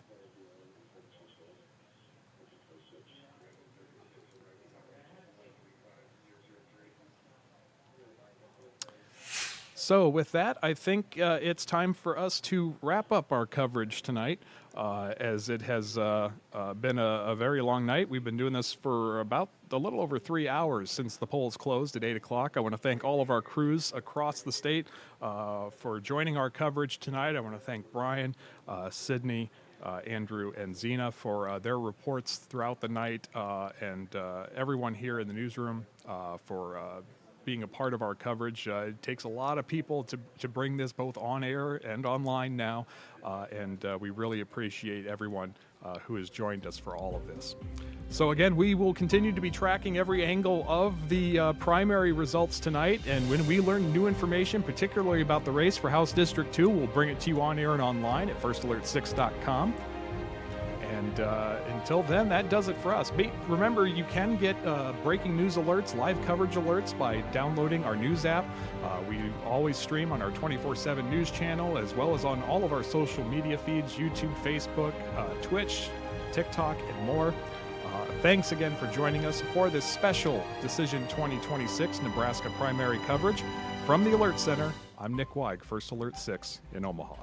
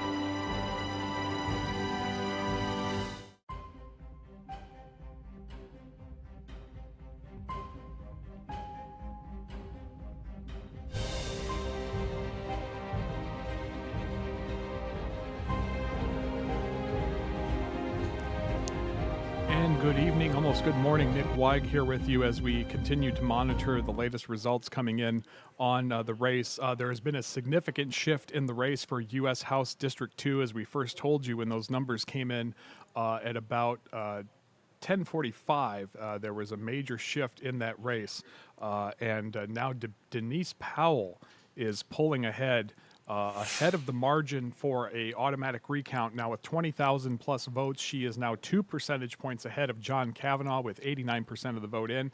And with that margin now, Denise Powell has decided to come out and address her supporters who have hung out and stayed out there waiting for these results. We're going to go ahead and take you out there live here in just a moment as we are waiting for Powell to come out and deliver her speech. Now, this was a significant turnaround in those numbers you see there, where Powell had been trailing for most of the night. She has just taken to the stage. Let's go ahead and take you out live to the Powell campaign headquarters in Omaha.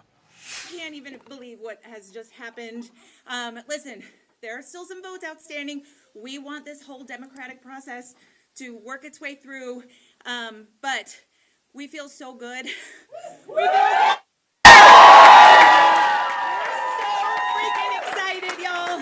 Thank you for being in this. And listen, so I wrote one speech tonight. One speech, win, lose, or draw. This is what I was going to say, because at the end of the day, the message here is the same. So first, I have so much gratitude for all of you, for being here today, for the incredible group of people who have been at my side since the beginning. My husband, Hobson.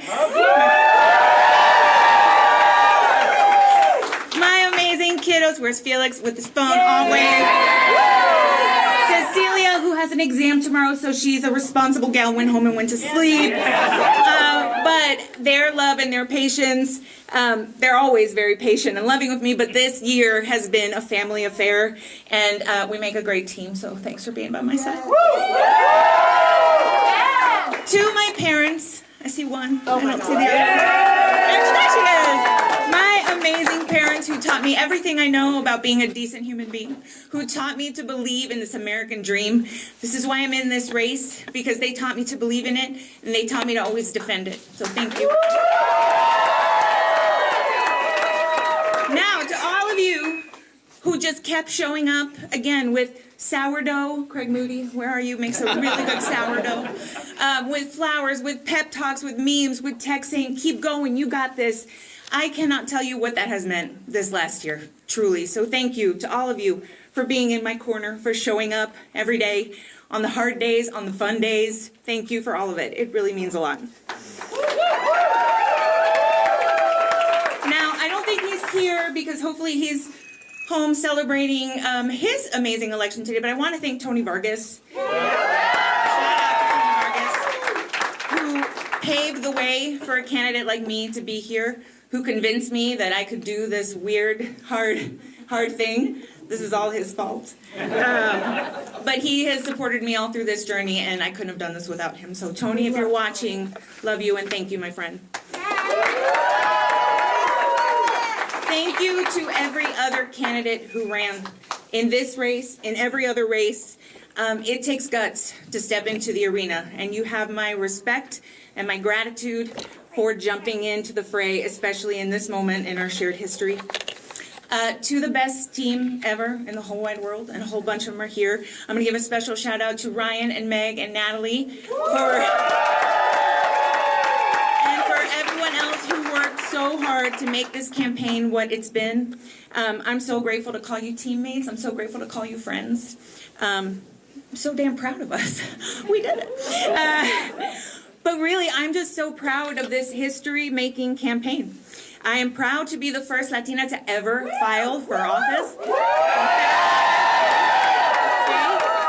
I'm proud to have the chance to be the first woman to ever represent this district, the first person of color to ever represent Nebraska at the federal level.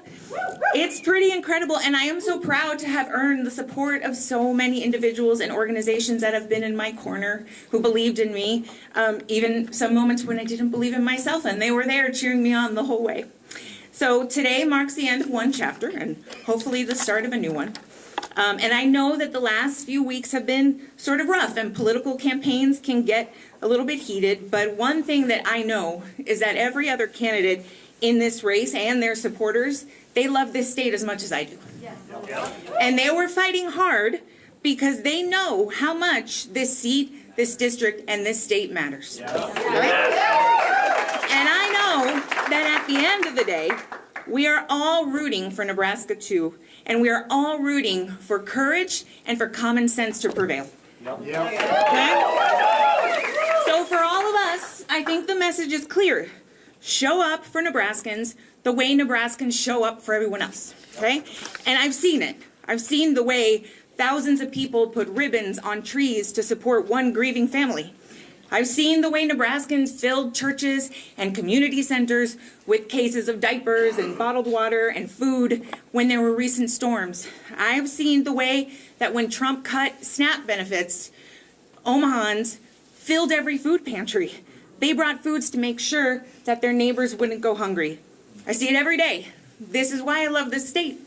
It's why I will do all that I can, whether I'm in Washington, D.C. or right here in Omaha, Nebraska on the UNO campus, to support Nebraska and to defend it. This moment is not about Democrats versus Republicans. It's about fighting for the notion that if you work hard and follow the rules, you should be able to get ahead. That's the American dream that my parents taught me to believe in. So, whatever happens tonight or tomorrow or whenever, we have to keep showing up. Keep showing up. Keep caring for one another. Keep reminding folks of what's at stake and why this election matters so much. Keep reminding people of the opportunity. Keep pushing back. This country and this state are worth fighting for. Now is the time, friends. We've said it once, we've said it twice. It's time to be brave. Let's do this, Nebraska.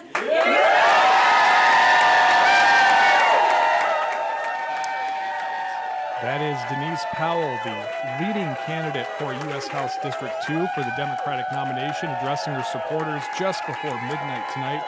No official call in this race. Powell not declaring victory early in this race either, but making it clear that she is now the front runner and is feeling very optimistic. There you see the numbers that we have at this hour. Powell now leading by more than 1,000 votes. She is now out of the margin of an automatic recount at this time. So that is the major shift that we saw happen when new results came in around 10:45, and we saw several precincts come in. Again, Powell now leading John Kavanaugh after trailing most of the night, and is now outside of the margin of an automatic recount. She is not the projected winner yet, according to the Associated Press. She very much so has the inside track now on Kavanaugh. Kavanaugh addressed his supporters just after 10 o'clock tonight, basically saying that it's been a long night and that they weren't going to make any announcement tonight. Powell had done the same around the same time, just briefly thanking her supporters. But as the numbers began to turn, the Powell campaign decided to keep the party going for a little while, and it looks like that may have been the right choice, as Powell came back out, as you saw just moments ago live here on First Alert 6 streaming, and did not officially declare victory or did not claim victory, but all but did that, as it appears that there is a chance that the final numbers will come in and Powell will not only come out on top, but come out of the margin of an automatic recount, which is within 1%. Right now, 2% margin between the two candidates, as Powell has now pulled away with near 1,100 vote advantage over John Kavanaugh. As you can see, a tight race, 7 candidates total in this race, and over 30% going to the other 5 candidates, really splitting the vote here among them. And so with just over 20,000 votes at last report and 89% of the precincts reporting, right now Denise Powell is poised to become the Democratic nominee for U.S. House District 2. John Kavanaugh still hoping that there may be some votes out there, but there is a ever-decreasing number of available votes out there to make up this gap. as the last tranche of votes that were reported all came from areas that voted heavily in favor of Denise Powell, causing around 10:45 this evening that 1,100 vote swing. Kavanaugh had been ahead by about 240 votes. Now Denise Powell has pulled ahead by more than 1,000, and it appears she is now on the inside track to secure the Democratic nomination. The winner of this race will go on to take on Republican nominee Brinker Harding, who ran unopposed for the Republican nomination, and the winner of this race in November will replace retiring Republican Congressman Don Bacon. And this could be a critical flip for Democrats if they were to win this seat. A critical flip for Democrats in their effort to try and retake the House. If Republicans can hold on to this seat, it would be a critical outcome for their attempts to maintain control of the U.S. House. Before we go, it looks like Denise Powell is now speaking with our Sydney Babb and others there. So let's go ahead and we'll go back out there and hear more from the candidate tonight.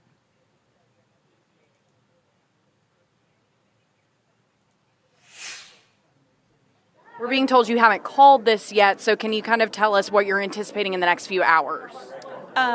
Hopefully just getting some sleep is really my top priority at this point. I don't know. I mean, it feels like we're inching our way toward, a really good result. Hopefully that trend continues, and hopefully we wake up tomorrow morning to some good news. What about your message do you think resonated with voters, especially as we saw the numbers narrow and get closer and closer as the ballots came in? I think people need a little energy. I think they need a little hope. I think we've run a really positive campaign for the most part, where we're out there talking to people about the things that are worrying them, that are stressing them out, but also in a way that maybe gives people hope for the future. So I think people are ready for that fired up mom. I think that they're looking for change, and hopefully they see me as the person to help Nebraska to bring it. So a question about the outside money that was spent in targeting John Kavanaugh. Co-signer for French outlet media. Do you have a comment on just the outside spending that was pretty significant for Democratic primary? Yeah. I mean, I think it is a testament to how important this race is. I think that people see Nebraska too as one of the top flip opportunities in the country for Democrats. So I think there are a lot of folks invested in it. For me personally, having the support of organizations like Emily's List, Select Democratic Women, they are organizations dedicated to getting more women elected to Congress. Organizations like the Congressional Hispanic Caucus PAC, trying to get the first Latina ever elected in this seat. So we've had so much support from those groups. I am so grateful. And it's just an honor. It's an honor to have so many people invested in the state and what we're trying to do here. We know that with Don Bacon's retirement, this is the first time in almost a decade that there's a chance for a Democrat to hold that seat again. With this Democratic race being so tight, knowing that, what do you think that says about the community and what they're looking for? I think it's exciting to see how many people turned out. I think it's exciting to see how many people jumped into this race to begin with. I think so many people see the opportunity here. And I'm excited because I know that these folks are all as committed as I am to winning this seat, whoever it's with. So I'm really excited about what's to come. And, I say this all the time, but we don't just win Nebraska 2 with only Democrats. So it is time now to really build the biggest, broadest coalition that we can with voters of all stars and stripes all across this district. And if I'm lucky enough to be the nominee, that's going to be first thing on the to-do list. If you are the nominee, what are you going to do to draw some of those Don Bacon voters? I think it's getting out and talking to folks. I mean, we're having conversations with voters of all walks of life, conservative, older voters, and young progressives, and there's a lot of shared worries right now. I'm talking to older voters who are concerned about Social Security and the cost of health care and prescription drugs, and young voters who are worried about never being able to afford a house, and they're getting kicked off their parents' insurance. And it is such a unique moment where we have all those shared concerns that we can talk about a lot of the same things. And unfortunately, this affordability crisis does not discriminate between Democrat and Republican. So I think if we can bring folks together around that central message, we're going to be successful in November. I have a final question just about the foreign policy. So with the Iran war, assuming you are indeed the nominee, and then are elected to Congress. I mean, do you have any thoughts about this, this conflict that the United States is involved in right now? Yeah, I mean, I have been opposed to this war since the beginning. I don't think the president has given us a strong justification for why we're there, for how we're getting out. I think it has been really terrifying to see how many of our allies do not want to be involved in this. And here at home, we're watching the direct impact of this conflict with gas prices, the cost of fertilizer, diesel fuel. Our farmers are really worried right now. Our families are seeing it at the pump. We need to get this under control. Trump ran on a campaign where he said he would not get us into more foreign wars, and that's exactly where we are. So he has betrayed even his supporters, and I think it's clear that Congress needs to get this president in check and make sure that we stop what's happening there. All right. Thanks, folks. Is there anything we didn't ask you that you wanted to speak to? Thanks for staying with us tonight. Thanks for hanging in. I know it's been a long day for y'all too, and just grateful for your time. Thanks, y'all. Thank you, Denise.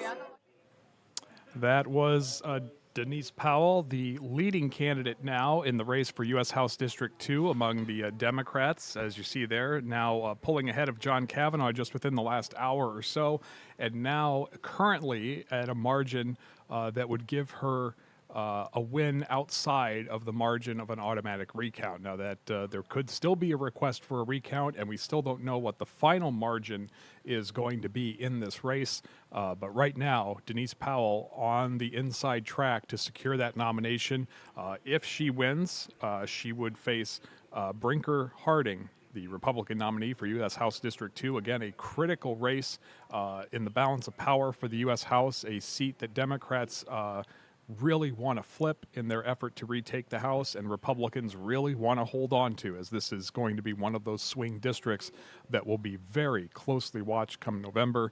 Of course, that means if you live in that district and you've seen a lot of the attack ads, you've seen a lot of the campaign stops and all of that inundating local media, get ready for a lot more of it as well, as this race is now only just beginning to heat up from here. But again, right now, no official call in U.S. House District 2, but right now Denise Powell pulling away from the margin of an automatic recount, overcoming the lead John Kavanaugh had almost the entire night until that last tranche of votes came in from the precincts just about an hour ago. There will be more counts. These numbers will change as we move into the early morning hours. That is now midnight here in Omaha, and we will, of course, bring you the very latest numbers coming up on First Alert 6, coming up at 4:30. It's midnight, so I can say 4:30 this morning. So that does it for our coverage. I want to thank everyone once again for joining us. We really appreciate you joining us for this special coverage of the Nebraska primary here in our Decision 2026 coverage. Again, we will have much more for you coming up at 4:30 on First Alert 6. We will have all of the latest on air and online. Be sure to download our news app for the very latest and get alerts when we get new information. Until then, that does it for us. From the Alert Center, I'm Nick Weig, First Alert 6 in Omaha.